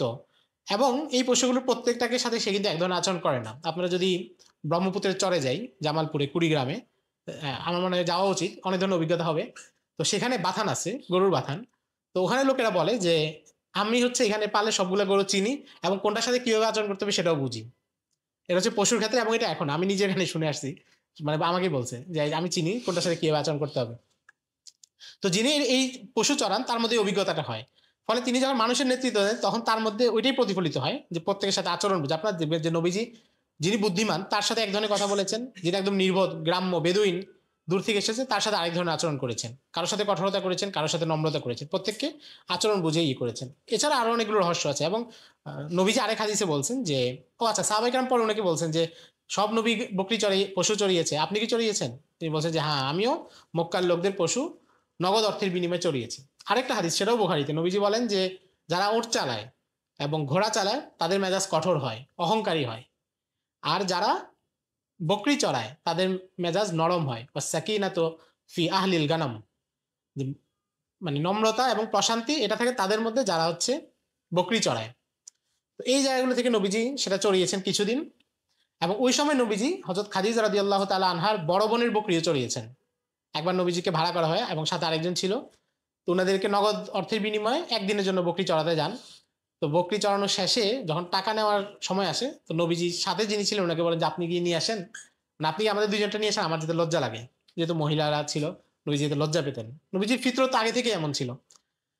তো উনি যখন আসলেন তখন খাদিজা রাদিয়াল্লাহু তাআলা আনহার বড় বোনের ঘরে খাদিজা রাদিয়াল্লাহু তাআলা আনহাও ছিলেন। তো উনি ওনার বড় বোন বললেন যে তুমি আসছো, আরেকজন কোথায়? তো বলে যে সে লজ্জা পাচ্ছে, আসতেছে না। সিরাতের কোনো কোনো কিতাব ইবনে ইসহাক সহ আরো অনেকে বলছেন যে খাদিজা রাদিয়াল্লাহু তাআলা আনহা প্রথম এখানেই নবীজির ব্যাপারে শুনতে পান এবং এখান থেকে তিনি নবীজির একটা আদব এবং আখলাক সম্পর্কে জানতে পারেন এবং তার একটা প্রাথমিক আগ্রহ হয়। তো কিছুদিন পশু চড়ানোর পরে এবং ওই সময়টায় আমরা দেখি যে নবীজি কিন্তু সমাজ বিচ্ছিন্ন ছিলেন না, যদিও তিনি তরুণ হিসেবে বেড়ে উঠতেছেন এবং তিনি তখন জানেন না যে তিনি নবী হবেন। তার চাচা তাকে বাণিজ্যিক সফরে নিয়ে গেছে, আপনারা জানেন, অল্প বয়সে সিরিয়ায় নিয়ে গেছেন, আবার ফিরে আসছেন। এবং নবীজি তখন সমাজে যেমন একটা যুদ্ধ হয়েছিল, কুরাইশদের মধ্যে দুইটা গোত্রের মধ্যে যুদ্ধ হয়, নবীজি যুদ্ধে অংশ নেন এবং তিনি তার চাচাদের হাতে তীর তুলে দিচ্ছিলেন। সরাসরি লড়াই না করলেও বয়স কম ছিল, চাচাদের হাতে তীর তুলে দিচ্ছিলেন, যুদ্ধে সাহায্য করেছেন। তখন একটা বড় ঘটনা হচ্ছে হিলফুল ফুজুল, আমরা এটার কথা জানি। এটাকে মূলত হাদিসের ভাষায় এটা নাম এসেছে হিলফুত মুতাইয়িবিন, অর্থাৎ সুগন্ধি মাখনেওয়ালা, যারা সুগন্ধি মেখেছে তাদের চুক্তি। ইয়ামান থেকে এক লোক আসছে মক্কায় হজের মৌসুমে ব্যবসা করতে। তো আস ইবনে ওয়াইল নামে এক কাফের, সে তার কাছ থেকে কিছু জিনিস কিনছে, বলছে পরে টাকা দিবে। কয়েকদিন হয়ে গেছে, সে আর টাকা দিচ্ছে না। কয়েকবার চাওয়ার পরে সে এবার বললো যে তুমি বাইরে থেকে আসছো, তোমাকে টাকা তো দিব না, উল্টা আরো মেরে ভাগায় দিব, মানে চলে যাও। তো ওই লোক করলো কি, মক্কার বিভিন্ন লোকের কাছে গেলো বিচার নিয়ে, যে আপনারা তার বিচার করেন। তো স্বাভাবিক, মানুষ তো লিডারের বিচার কে করবে, যে সবার বিচার করে। আস ইবনে ওয়াইল হচ্ছে মক্কার প্রভাবশালী লোক, তো সবাই তাকে ফিরিয়ে দিছে। তো ওই লোক করলো কি, সাফা পাহাড়ের উপরে উঠছে। সাফা পাহাড়ের উপরে উঠে সে একটা কবিতা বলছে, ইয়া আলা ফিহরিন লামাজলুমুন বিদাতুহু বিবাতনি মাক্কাতা নাঈদ দারি ওয়ান নাফারি ইন্নাল হারাম লিমান তাম্মাত মাকারিমুহু ওয়ালা হারাম লিসাউবিল ফাজিরিল গাদিরি। যে আলে ফিহর, মানে ফিহর মানে কুরাইশ, ফিহর ইবনে মালিক। যে ফিহর, এই যে দেখেন, আপনার যদি কেউ নসব না জানে তাহলে যে আলে ফিহর বলতে এখানে কি, এটা কেউ বুঝবে না। এই কুরাইশের বংশরা তোমরা কোথায়, তোমাদের শহরে এসে একজন মাজলুম হয়ে গেছে, মানে যে বাপদাদার নাম বলে তাদের গায়রত জাগ্রত করতেছে। তোমাদের শহরে এসে একজন মাজলুম হয়ে গেছে, তোমরা কি সাহায্য করবা না? হারাম এটা তো নিরাপদ এলাকা, ঠিক আছে, কিন্তু এটা তো তার জন্য যে আল্লাহর যে সীমানা সেটা ঠিক রাখে। এখানে এসে জুলুম হলে তোমরা কেন তাকে নিরাপত্তা দিবা? এই ডাকটা সবাই শুনছে এবং নবীজির চাচা ছিলেন জুবাইর ইবনে আব্দুল মুত্তালিব, উনি এটা শুনে খুব রেগে গেছেন যে আমাদের শহরে জুলুম হবে। উনি তখন আরো অনেককে ডাকলেন, ডেকে আব্দুল্লাহ ইবনে জুদান নামে এক লোকের ঘরে একটা চুক্তি করলেন। সেই চুক্তি ধারা ছিল যে আমাদের মধ্যে যেই গোত্রের প্রভাবশালী হোক, কম প্রভাবশালী হোক, যেই হোক, কেউ যদি মাজলুম হয় আমরা সবাই মিলে তার সাহায্য করব, এবং যদি আমাদের আপনজন জুলুম করে আমরা তার বিরুদ্ধে লড়াই করব। এটাই হচ্ছে হিলফুল মুতাইয়িবিন। ওই মিটিং এর সময়ে, মানে বা বৈঠকের সময় সবাই যেহেতু আতর সুগন্ধি মেখে গিয়েছেন, এই জন্য সুগন্ধিযুক্ত লোকদের চুক্তি হিসেবে এটাকে বলা হয়। নবীজি তখন এখানে উপস্থিত ছিলেন এবং গুরুত্বপূর্ণ সদস্য হিসেবে উপস্থিত ছিলেন, যদিও তার বয়স 18 বা 19-এর বেশি ছিল না তখন।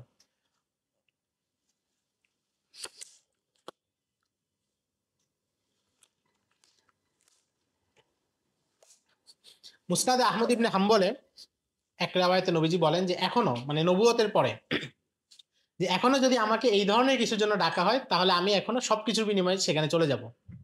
তার মানে হিলফুল মুতাইয়িবিন যেটা ছিল বা হিলফুল ফুজুল যেটা ছিল, নবীজি এটাকে প্রচন্ড ভালোবাসতেন এবং ইসলাম আসার পরেও, নবুয়তের পরেও তিনি এটাকে ধারণ করেছেন, এটার প্রতি ভালোবাসা প্রকাশ করেছেন। এবং তিনি আরেকবার বলেছেন যে একটা লাল উট পাওয়ার চাইতে, আপনারা জানেন যে আরবের সবচেয়ে দামি বাহন ল্যাম্বরগিনি বা রোলস রয়েস, সেটা হচ্ছে লাল উট। তো লাল উটের চাইতেও আমার কাছে অধিক প্রিয় হচ্ছে হিলফুল ফুজুল বা এই ধরনের কিছুতে শরীক থাকা, যেখানে একজন মাজলুমের অধিকার বুঝিয়ে দেওয়া হবে। তো এখান থেকে আমরা যেটা বুঝি যে নবীজির বয়স অল্প, কিন্তু সামাজিক একটা অসঙ্গতি, সামাজিক একটা জুলুম, সেটার মোকাবেলায় তিনি কিন্তু প্রথম সারিতে আছেন। অর্থাৎ যেখানে চুক্তিটা হচ্ছে সেখানে নবীজি উপস্থিত ছিলেন। এর কিছুদিন পরে খাদিজা রাদিয়াল্লাহু তাআলা আনহা ওনার জন্য ব্যবসায় পাঠালেন। আপনারা জানেন খাদিজা রাদিয়াল্লাহু তাআলা আনহা একজন বিধবা মহিলা ছিলেন, এর আগে তার 2 বিবাহ হয়েছিল, প্রথম ঘরে সন্তান ছিল, মক্কার একজন সম্ভ্রান্ত পরিবার, অভিজাত পরিবারের মহিলা ছিলেন এবং বিপুল অর্থকড়ির মালিক ছিলেন। তো উনি তার ব্যবসায় খাটাতেন। তো বিভিন্ন সময় যাদেরকে পাঠাতেন তারা হচ্ছে ব্যবসায় এসে 2 নম্বরই করতো, লাভ কম দিত, বিভিন্ন ক্ষয়ক্ষতি দেখাতো।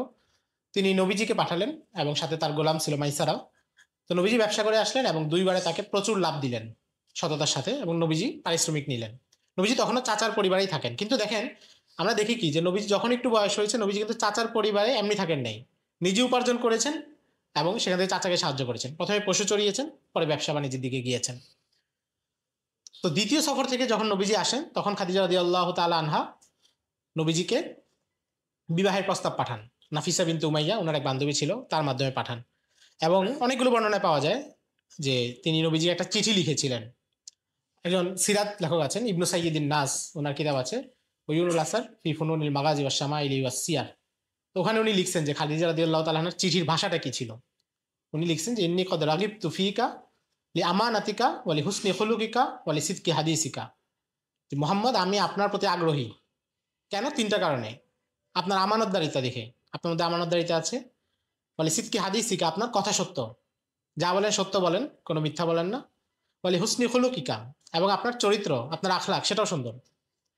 অর্থাৎ খাদিজা রাদিয়াল্লাহু তাআলা আনহা তো জানতেন যে মক্কায় তখনও যে জাহিলিয়াত চলছে, যে পাপাচার, অশ্লীলতা, মদপান, এগুলো যা কিছু চলছে সব কিছুর মাঝখানে নবীজি হচ্ছেন এমন একটা দ্বীপ বা এমন একটা পর্বত যেখানে এসে কোনো কিছু আছড়ে পড়ার সুযোগ নেই। সব কিছু এটা থেকে অনেক দূরে। আপনারা জানেন যে একবার নবীজি, ওনার খুবই অল্প বয়সে নবীজি নিজে স্মৃতিচারণ করেছেন, মক্কায় একটা বিয়ে হবে, বিয়ের পরে রাতে কনসার্ট হবে। তো সেই কনসার্টে নবীজি তখন বকরি পালন করেন সারাদিন। তো নবীজি বন্ধু ছিল, তারা বললো যে চলো আমরা একটু দেখি, ওখানে নাচ গান হবে, আমরা একটু যাই। নবীজি গিয়েছেন। যাওয়ার পরে যখন গান বাজনা শুরু হবে এর আগে নবীজির ঘুম চলে আসছে। এবং নবীজি ঘুমিয়ে গিয়েছেন। ঘুম যখন ভেঙেছে তখন দেখলেন সকাল হয়ে গেছে এবং মানুষজন সব চলে গেছে। অর্থাৎ আল্লাহ রাব্বুল আলামিন তাকে কতটা হেফাজত করেছেন সবকিছু থেকে। তো খাদিজা রাদিয়াল্লাহু তাআলা আনহা জানতেন যে এই বিরূপ পরিবেশে এবং এই প্রতিকূল পরিবেশে নবীজি নিজেকে কতটা হেফাজত করেছে, তার চরিত্রকে, তার আখলাককে এবং তার সবকিছুকে। ওই জায়গা থেকে খাদিজা রাদিয়াল্লাহু তাআলা আনহা এই প্রস্তাব পাঠালেন এবং এরপরে নবীজি সম্মতিক্রমে বিবাহ হয়েছে।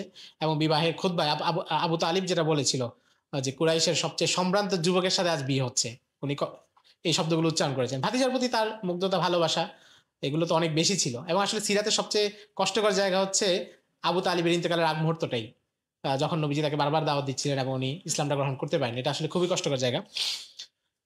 নবীজি সাল্লাল্লাহু আলাইহি ওয়াসাল্লামের বিবাহের পরে এরপরে বড় একটা ঘটনা আমরা দেখি। উনার যখন বয়স 35, কাবা পুনর্নির্মাণ হয় এবং তখন হাজর আসওয়াদ পাথর সেখানে কে রাখবে এটা নিয়ে গোত্রগুলোর মধ্যে দ্বন্দ্ব হয়, কারণ প্রত্যেক গোত্রই চাচ্ছিল যে আমরা এই কাজটা করব।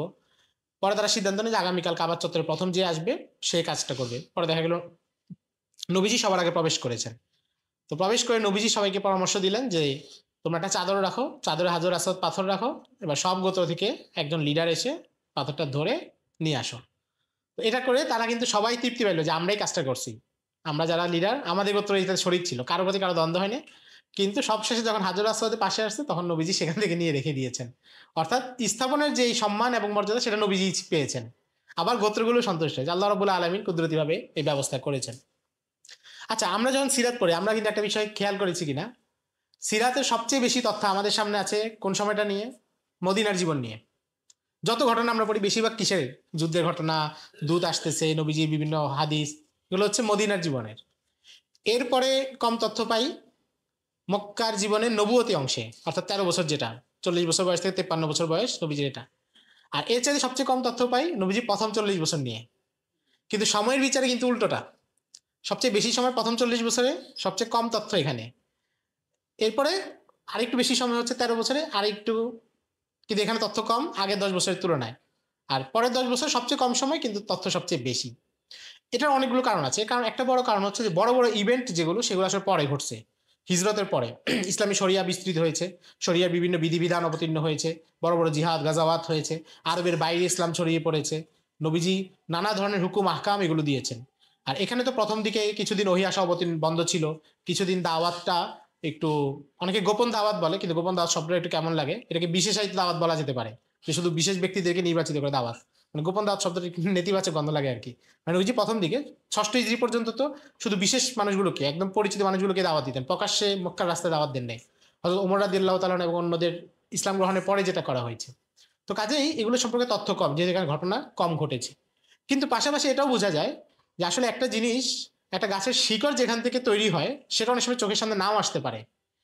মক্কার 13 বছরে যে পটভূমি নির্মাণ হচ্ছে সেটাকে কাফেররা তো তখন ওইভাবে কিছু মনেই করেনি, তারা তো মনে করছে এখানে মিটাই দিবে, হত্যা করে ফেলবে। কিন্তু এই যে শিকড়টা আল্লাহ রাব্বুল আলামিন তৈরি করছেন, যেটা কিয়ামত পর্যন্ত চালু রাখবেন, যে এই ধারাটা, সেটা ওই সময় তৈরি হচ্ছে।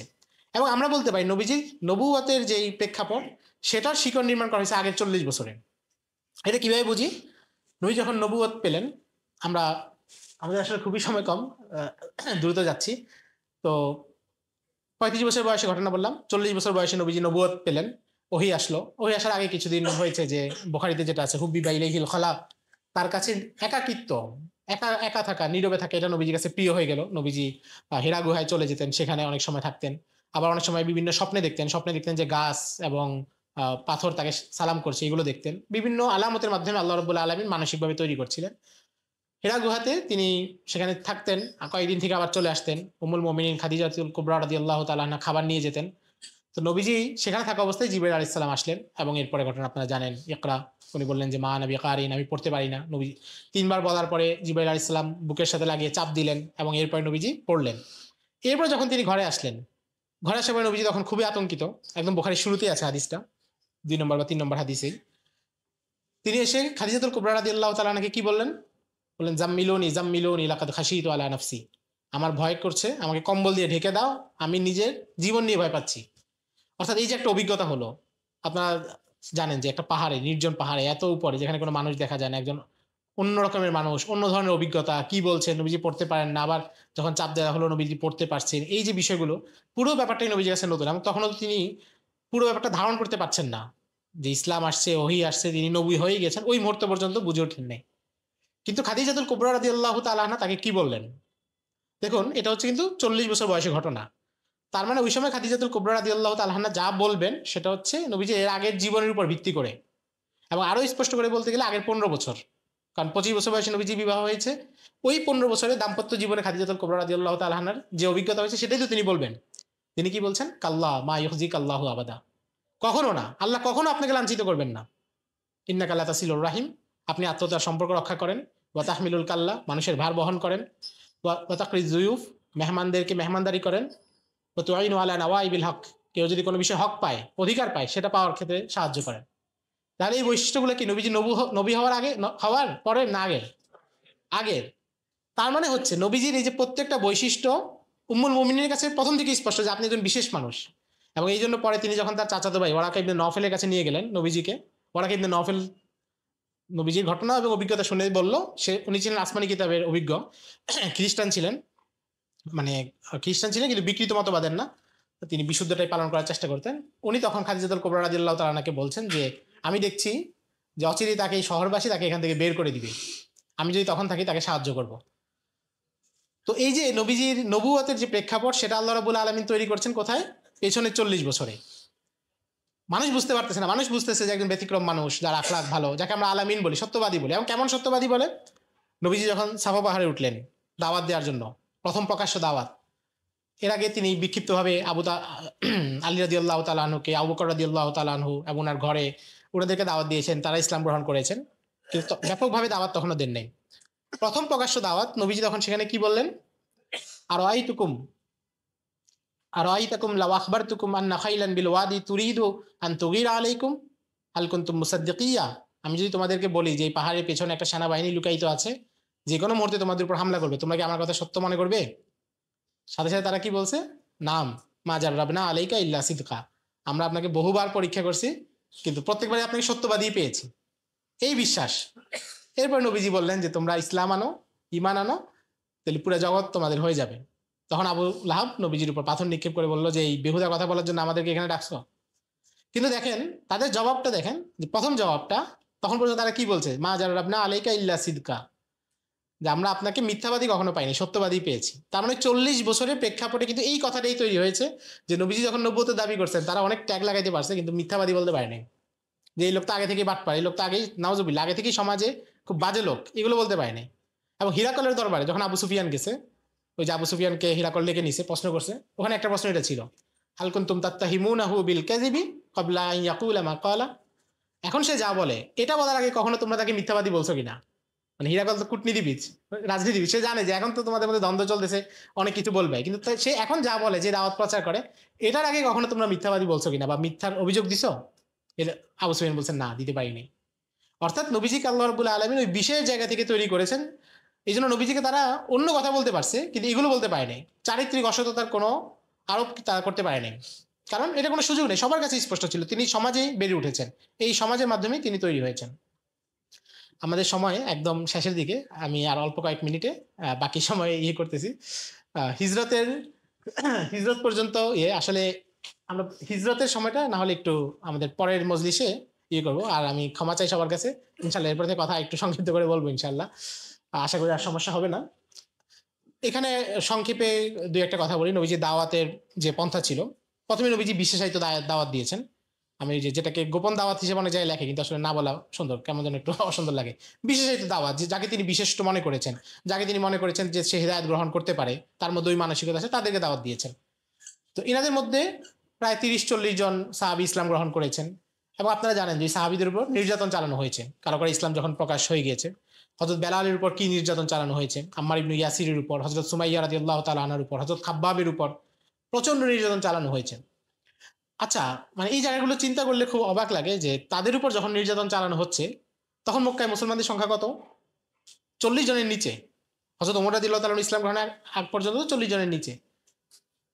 এই অল্প কিছু মানুষ, এবং ভবিষ্যতে তারা কোনো রাজত্ব জয় করবেন, কোনো সমাজ নেতৃত্ব দিবেন, এটার তো কোনো দূরবর্তী সম্ভাবনাও ছিল না সেখানে। ভবিষ্যতে এই মুসলমানরা সমৃদ্ধ হবেন, বড়লোক হবেন, গনিমতের মাল তাদের হাতে আসবে, পারস্যের সম্রাটের রাজমুকুট মদিনায় তাদের সামনে রাখা হবে, সম্পদ স্তূপাকারে এত বেশি সম্পদ হবে যে এক পাশে দাঁড়ালে আরেক পাশে দেখা যাবে না, এগুলোর কোনো সম্ভাবনা তখন ছিল না। কিন্তু তবু তারা ওই জায়গায় আঁকড়ে ছিলেন। হযরত বেলালকে বারবার নির্যাতন করা হচ্ছিল, এক মরুভূমির উত্তপ্ত পাথরে, উত্তপ্ত বালুতে তাকে শুয়ে রাখা হয়েছিল, কখনো গলায় রশি লাগিয়ে টেনে হিচড়ে নিয়ে যাওয়া হচ্ছিল, প্রহার করা হচ্ছিল। হযরত খাব্বাবের তো শরীর থেকে চর্বি গলে পড়তেছিল, হযরত সুমাইয়াকে বর্ষা নিক্ষেপ করে আবু জাহেল হত্যাই করে। কিন্তু এই ঘটনাগুলোর মধ্যে হযরত বেলাল কি বলতেছেন? আহাদ আহাদ। তাকে বলা হচ্ছে যে তুমি ইসলাম ত্যাগ করো, বাকি সব পাবা, নিরাপত্তা পাবা, সব পাবা। কিন্তু তারা এটা ত্যাগ করতে রাজিই ছিলেন না। কারণ হচ্ছে তাদের অন্তরে নবীজির দাওয়াত এবং দ্বীনটাকে তারা ওইভাবে গ্রহণ করতে পেরেছিলেন। তাদের কাছে এই মাকসাদ ছিলই না যে এটা ভবিষ্যতে বিজয়ী হবে কি হবে না, রাজত্ব পাওয়া যাবে কি যাবে না, কোনো পদ পদবি পাবো কি পাবো না, এটা তাদের ওই মুহূর্তে কোনো তাদের চিন্তাই ছিল না। তাদের চিন্তা ছিল যেটা, যে আমার নিজের ইহলৌকিক এবং পারলৌকিক উভয় দিকের নাজাতের জন্য এই দিন জরুরি। দিন গ্রহণের পরে, দিনের উপর আমি থাকার পরে কি কি বাহ্যিক পার্থিব উন্নতি হবে না হবে, সেটার চাইতে আমার নিজের নাজাতের জন্য এটা জরুরি। এই উপলব্ধিটা তাদের মনে গভীরভাবে ছিল। কিন্তু আমাদের কাছে আজকে এই উপলব্ধিটার অভাব। তারা যে উপলব্ধিতে ছিলেন, চিন্তা করুন, তখন তো এটা কোনো আশাই ছিল না যে একদিন তারা মদিনায় হিজরত করবেন সেখানে। এবং হযরত ওমরের ঘটনা আপনারা দেখেন, ইসলাম গ্রহণের আগে যখন তাকে দুই ইহুদি বলছিল যে তুমি তো এক সময় খলিফা হবে এবং আমাদেরকে এখান থেকে বের করে দিবে, কাজে একটা চুক্তি লিখে দাও যে তুমি খলিফা হওয়ার, শাসক হওয়ার পরে আমাদেরকে মদিনাতে, আরব থেকে বের করবে না। হযরত ওমর তো হাসছেন এবং কি বলছেন, যারা আমি তো হলাম এমন লোক যে বকরির পাল নিয়ে যখন যাই ফিরার সময় গুনতে ভুল করি, আর তুমি আমার ব্যাপারে এগুলো বলছো। ইসলাম যদি গ্রহণ না আসতো তাহলে তো এগুলো কোনো সম্ভাবনাই ছিল না। এবং পাশাপাশি এটাও আমরা বুঝি যে আরবের ওই সমাজে যারা ছিলেন তারা অনেকেই গুরুত্বপূর্ণ ছিলেন, তারা মেধাবী ছিলেন, কিন্তু ইসলাম গ্রহণ না করলে, দ্বীনের উপর না আসলে হযরত ওমর ইবনুল খাত্তাব আরবের একজন সাধারণ বীরযোদ্ধা হিসেবে থাকতেন। আমাদের যেমন বিভিন্ন অঞ্চলে যে আঞ্চলিকভাবে কোনো একজন লোক বিখ্যাত হইতেই পারে, সে তার গ্রামের সবচেয়ে বড় ইংরেজি শিক্ষক, কিন্তু রাজধানীতে আসলে কি তার খুব বেশি গুরুত্ব আছে? নাই। মানে একজন গ্রামে খুব ভালো খেলে, কিন্তু সে জাতীয় দলে জীবন আসতে পারবে না। এরকম খালিদ ইবনুল ওয়ালিদ ইসলাম গ্রহণ করার আগ পর্যন্ত তাকে কে চিনত? তিনি আরবের গোত্রীয় যুদ্ধের একজন যোদ্ধা, কিন্তু ইসলাম গ্রহণ করার পরে দ্বীনের কারণে আল্লাহ তাকে এমন সম্মানের স্থানে নিয়েছেন যে পৃথিবীর ইতিহাসে সর্বকালের সর্বশ্রেষ্ঠ সমন্বয়কদের একজন। যারাই বিখ্যাত হয়েছেন তারা কাদের সাথে লড়াই করেছেন? রোমানদের সাথে, পারসিকদের সাথে, যেটা আগে তারা নিজেরাই কল্পনা করতে রাজি ছিলেন না। সাদ ইবনে আবি ওয়াক্কাস, আবু উবাইদা ইবনুল জাররাহ, তারা কি কখনো কল্পনা করেছেন যে তারা একসময় রোমান সম্রাটের বিরুদ্ধে লড়বেন? রিবি ইবনু আমের, যিনি পারস্য সম্রাটের দরবারে গিয়েছেন ভাঙ্গা তরবারি নিয়ে, আমরা একটু আগে বলেছি যে পারস্য সম্রাটের দরবারে কার্পেট ছিল অনেক উন্নত এবং অনেক কোমল। আর রিবি ইবনু আমের দূত হয়ে সেখানে গিয়েছেন আলোচনা করার জন্য, উনি নিয়েছেন ভাঙ্গা তরবারি ফলা ভাঙ্গা, এক যুদ্ধে ভেঙে গেছে, মেরামত করবেন সেই অর্থ নাই বা নতুন তরবারির সুযোগ নেই। কিন্তু উনি দরবারে ঢুকছেন কিভাবে? বালাজুরি রহিমাহুল্লাহ কিতাব আনসাবুল আশরাফে আছে, উনি হচ্ছে ওনার যে ভাঙ্গা তরবারি, ওইটার যে ভাঙ্গা ফলা সেটা মাটিতে রেখে লাঠির মতো ব্যবহার করে করে গেছেন। এদের কার্পেট ছিঁড়ে গেছে, এরা তো হাই হাই করে উঠছে যে আরে এ তো কোনো ভদ্রতা জানে না, আমাদের এত দামি রাজকীয় কার্পেট এটা ছিঁড়ে বলতেছে। ওরা বলছে আপনি ভদ্রভাবে জানেন। বলছেন না, আমাকে তো তোমরা ডাকছো, আমরা তো আসি নাই, তোমরা যুদ্ধের ব্যাপারে আলোচনা করতে আসছো, আমি যাব। তারপর বললো যে আপনি পোশাক আশাক ঠিক করেন। উনি কি বললেন যে আমি এভাবেই যাব, এভাবে আমার কথা বলে আসবো। তারপর যখন জেনারেল তাদের সেনাপতি রুস্তমের সাথে উনি কথা বললেন, তো রুস্তম বললো যে তোমরা এখানে কেন আসছো। এরপর উনি যে জবাবটা দিয়েছেন, এটা থেকে আমরা সাহাবায়ে কেরামের ওই উপলব্ধিটা বুঝতে পারি যেটা তাদেরকে মানসিক শক্তি দিয়েছে এবং যেটা তাদেরকে তাদের দায়িত্ব কর্তব্য সবকিছু সম্পর্কে সচেতন করেছে। উনি বললেন যে আল্লাহ তাআলা লিনুখরিজা মান শাআ মিন ইবাদাতিল ইবাদ ইলা ইবাদাতিল্লাহি ওয়াহদা ওয়া মিন যিকিদ দুনিয়া ইলা সিয়াতিহা ওয়া মিন জাওরিল আদিয়ান ইলা আদিলিল ইসলাম। আল্লাহ আমাদেরকে পাঠাইছেন মানুষকে মানুষের দাসত্ব থেকে মুক্ত করে, অর্থাৎ তোমাদের এখানে মানুষ রাজাদের গোলাম, শাসকের গোলাম, কিসরার গোলাম, সেই দাসত্ব থেকে মুক্ত করে মানুষকে আব্দুল্লাহ আল্লাহর বান্দা হিসেবে বানানোর জন্য আমরা আসছি। এবং এরপরে কি বলতেছেন, ওয়ামিন যিকিদ দুনিয়া ইলা সাআতিহা, যে মানুষকে দুনিয়ার জীবনের সংকীর্ণতা থেকে মুক্তি দিয়ে দুনিয়ার জীবনের প্রশস্ততার দিকে নিতে। উনি যেটা বলেন নাই যে দুনিয়ার জীবনের সংকীর্ণতা থেকে নিয়ে আখিরাতের প্রশস্ততার দিকে নিব, বাহ্যিকভাবে সেটাই সুন্দর হতো, কারণ প্রশস্ত তো আখিরাত। কিন্তু উনি এটা বলছেন যে না, দুনিয়ার সব প্রশস্ততার দিকেই নিব, কারণ দিন যখন মানুষ পালন করে তখন তার জন্য দুনিয়াটাই প্রশস্ত হয়ে যায়। যে দিন পালন করেন, ওই যে ইকবাল বলছেন যে যে তুমি এমন এক সেজদা দিচ্ছ, এই সেজদা তোমাকে হাজার সেজদা থেকে রক্ষা করতেছে। যে উপলব্ধির সাথে সেজদা দেয় তাকে আর পৃথিবীর কোনো মতবাদের সামনে সেজদা দিতে হয় না, তাকে আর পৃথিবীর নিজের রিজিকের জন্য সে কোনো মানুষের উপর নির্ভর করতে হয় না। আকীদা বিশ্বাসের জায়গা থেকে সে কখনো এটা মনে করে না যে আমার রিজিক, আমার নিরাপত্তা, আমার জীবিকা, আমার সবকিছু অমুকের উপর নির্ভরশীল, আমার এই কোম্পানির উপর নির্ভরশীল, আমাদের এই শাসকের উপর নির্ভরশীল। এই বিশ্বাস থেকে সে মুক্তি পেয়ে যায়। তার মানে একিনের সাথে এবং বিশুদ্ধতার সাথে একটা সিজদা দেওয়া মানুষ হাজার সিজদা থেকে রক্ষা পায়। আর যে ব্যক্তি দিনের জন্য এক সিজদা দিতে পারে না, সে তার অফিসের বসকে হাজার সিজদা দিতে হবে, তার রাজনৈতিক নেতাকে তার হাজার সিজদা দিতে হবে। সিজদা বলতে ওই অর্থে। এটা হচ্ছে সাহাবায়ে কেরামের উপলব্ধি। তারা দিনকে ওই জায়গা থেকে বুঝেছিলেন এবং তারা এটা বুঝতেন যে আমাদের সম্মান, আমাদের ইজ্জত, আত্মপরিচয়, আমাদের মর্যাদা সবকিছু দিনের মধ্যেই আছে, অন্য কোনো কিছুতে না। আমরা তো মনে করি প্রাসঙ্গিক অনেক কিছু, আমরা মনে করি যে আমরা যদি বাহ্যিকভাবে আমাদের টাকা পয়সা হয়, আমাদের টেকনোলজি আসে, আমাদের লোক শুধু বিজ্ঞানী হয়, তাহলে আমরা দুনিয়া জয় করবো। কিন্তু আমাদের লোক বিজ্ঞানী হয় নাসায় গিয়ে চাকরি করতেছে, মুসলিম বিজ্ঞানী আমেরিকায় গিয়ে চাকরি করে তাদের সেবা দিচ্ছে। অথচ যখন মুসলমানদের হাতে খেলাফত ছিল আব্বাসী আমলে, উমাইয়া আমলে, খ্রিস্টান চিকিৎসকরা এসে তাদের ধর্মের চাকরি করতো। খলিফা হারুন রশিদে যারা ব্যক্তিগত চিকিৎসক ছিলেন, জিব্রিল বিন বখতিসুই, খ্রিস্টান, চাকরি করতে আসতেছে। তো এগুলো ভালো, প্রযুক্তি শিখা, টেকনোলজি, কিন্তু এটা মূল না। মূল হচ্ছে আমাদের দিন। হযরত ওমর, শেষ কথা বলি, হযরত ওমর রাদিয়াল্লাহু তাআলা আনহু যখন বাইতুল মাকদিস জয় করেন বলতে তারা বললো যে অবরোধ করার পরে তারা বললো যে তোমাদের খলিফা যদি আসে আমরা শহরের চাবি তার কাছে তুলে দিব, সন্ধি করব। আবু উবাইদা ইবনুল জাররাহ রাদিয়াল্লাহু তাআলা আনহু চিঠি লিখলেন, বললেন যে খলিফা আপনি আসেন। আল মুস্তাদরাক আলা সহিহাইন হাদিসে এসেছে। তো ওমর রাদিয়াল্লাহু তাআলা আনহু রওনা হলেন, একটা জামা, এবং আপনারা জানেন যে একজন গোলাম এবং ওটের পিঠে উনি চললেন। তো জাবিয়া নামে একটা গ্রাম ফিলিস্তিনে, বাইতুল মাকদিস থেকে একটু দূরে, সেখানে এসে তিনি যাত্রা বিরতি করলেন। মদিনা থেকে এসেছেন এবং তখন তো ওটের উপরে বসে আসতে হইতো, আমাদের মতো প্রাইভেট কারে না। ধুলা বালি, গরম, ঘাম, জামা কাপড় একদম নোংরা হয়ে গিয়েছে। উনি এসে গোসল করলেন, জামাটা ধুয়ে দিলেন। আর ওখানে একজন লোক ছিল, তার একটা দামি চাদর ছিল, ওইটা উনি গায়ে জড়াই দিয়ে বসলেন, সাহাবীদের সাথে কথা বলতেছেন। ওখানে খালিদ ইবনুল ওয়ালিদ উপস্থিত, মুআবিয়া রাদিয়াল্লাহু তাআলা উপস্থিত। মানে আসলে এনাদের নাম নিলে তো গা গরম হয়ে যায়। ইসলামের এই জেনারেলদের, মানে যারা আমাদের এই জন্য ফুতুহুস শামটা পড়া দরকার। মুসলমানদের যে দুইটা অভিযান, রোমানদের বিরুদ্ধে এবং পারসিকদের বিরুদ্ধে, এগুলো বিস্তারিত পড়া দরকার। কারণ এখানে গৌরবের এমন উপাদান বিদ্যমান যেটা তুর্কি সিরিয়ালে নাই। বাস্তবতা। বারা ইবনু আযাব আল আনসারী আল মা রাদিয়াল্লাহু তাআলা যেই আনহুর, আবু দুজানার যেই বীরত্ব, এগুলো আসলে পড়া দরকার। যাক, তো তখন একটু পরে জামা শুকিয়ে গেল, ওমর রাদিয়াল্লাহু তাআলা জামাটা আবার পরতে গেলেন, কিন্তু সেটা ছিল তালি দেওয়া। তো আবু উবাইদা ইবনুল জাররাহ বললেন যে খলিফা আপনি তাদের সাথে চুক্তি করতে যাবেন, তারা আপনাকে খলিফা হিসাবে ট্রিট করবে, আপনি ওই জামাটা না পরে এখন যেটা গায়ে আছে এই চাদরটা পরে যায়, এটা খুব দামি। তো ওমর রাদিয়াল্লাহু তাআলা বলেন যেটা কেন? বলেন যে তাইলে আপনার মানে শ্রেষ্ঠত্ব বা মর্যাদাটা ঠিক থাকবে। দেখুন ওমর রাদিয়াল্লাহু তাআলা তখন কি বললেন, উনি বললেন যে ইন্না কুন্না আযাল্লা কওমিন ফাআযানাল্লাহু বিল ইসলাম। আমরা ছিলাম দুনিয়ার একটা লাঞ্ছিত জাতি, আল্লাহ আমাদেরকে ইসলামের মাধ্যমে সম্মানিত করেছেন। ফামাহমা নাতলুবুল ইজ্জাতা বিগাইরি মা আযানাল্লাহু বিহি আযাল্লানাল্লাহ। আমরা যদি ইসলাম ব্যতীত অন্য কিছুতে সম্মান তালাশ করি, আল্লাহ আবার আমাদেরকে লাঞ্ছিত করে দিবেন। এবং মুসলিম উম্মার যদি আমরা বিপর্যয়ের কারণ দেখি, দেখবো হযরত ওমরের শেষ কথায় আমরা এখন আমাদের সম্মান, মর্যাদা সবকিছুতেই খুঁজে পাই ইসলাম ছাড়া। দিনদারিতার মধ্যেই আমাদের সম্মান, মর্যাদা সবকিছু নিহিত। এটা আমরা জোরের সাথে বলতে পারি না, কিন্তু আমরা অন্য সবকিছু বলতে পারি। যে আমাদের টেকনোলজি হলে, আমাদের পার্থিব উন্নতি হলে, আমাদের হাতে প্রচুর টাকা আসলে, বাকিগুলো হয়ে যাবে। কিন্তু যে শুধু ব্যাপকভাবে দিনদারিতা চর্চা এবং দিন পালনের মধ্যেই যে আমাদের সম্মান নিহিত, এটা আমরা বলতে পারি না। এটাই হযরত ওমর রাদিয়াল্লাহু তাআলা আনহু 1400 বছর আগে ভবিষ্যৎবাণী করেছেন, ফামাহমানাতুল বুল ইজ্জাতা বিগাইরি মা আযানাল্লাহু বিহি আযাল্লানাল্লাহ। আল্লাহ যেটা দ্বারা সম্মানিত করেছেন সেটা ত্যাগ করলে আবার লাঞ্ছিত হয়ে যাব। এই যে হযরত ওমর রাদিয়াল্লাহু তাআলা আনহুর কথা, এটাই প্রথম যুগের সাহাবীর অন্তরে লালন করতেন এবং তারা জানতেন যে এখন আমরা মাটিতে পড়ে থাকতে পারি, বাহ্যিকভাবে আমাদের ঘাড়ে কোনো কাফের পা দিয়ে আমাদেরকে লাথি দিচ্ছে, কিন্তু এটা আমাদের জন্য অসম্মান না, এটা আমাদের জন্য এখনো সম্মান এবং আমরা অচিরে আবার সম্মানিত হব। কিন্তু যদি ইসলাম ছেড়ে দেই তাহলে আল্লাহ আমাদেরকে লাঞ্ছিত করে দিবেন। এটা ছিল নবীজির দাওয়াতি যুগে সেই সময় সাহাবায়ে কেরামের মানসিকতা। আমরা অনেক রাত হয়ে গেছে, আপনাদের অনেক শুকরিয়া, আপনারা এত লম্বা সময় ধৈর্য ধরে কথাবার্তাগুলো শুনেছেন। ইনশাআল্লাহ আমরা আজকে আসলে সব কথা শেষ করতে পারিনি, হিজরতের অংশটা রয়ে গিয়েছে। হিজরত এবং মদিনায় মুসলমানদের যে শাসন ব্যবস্থা, নবীজি মদিনায় গিয়ে সমাজটাকে কিভাবে গঠন করলেন, সেখানে প্রশাসনিক ব্যবস্থা কী ছিল, এগুলো নিয়ে আমরা কথা বলবো ইনশাআল্লাহ আগামী মজলিসে।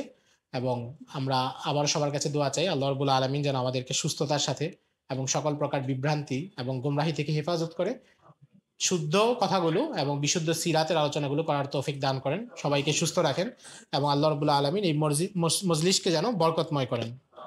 আসসালামু আলাইকুম ওয়া রাহমাতুল্লাহ।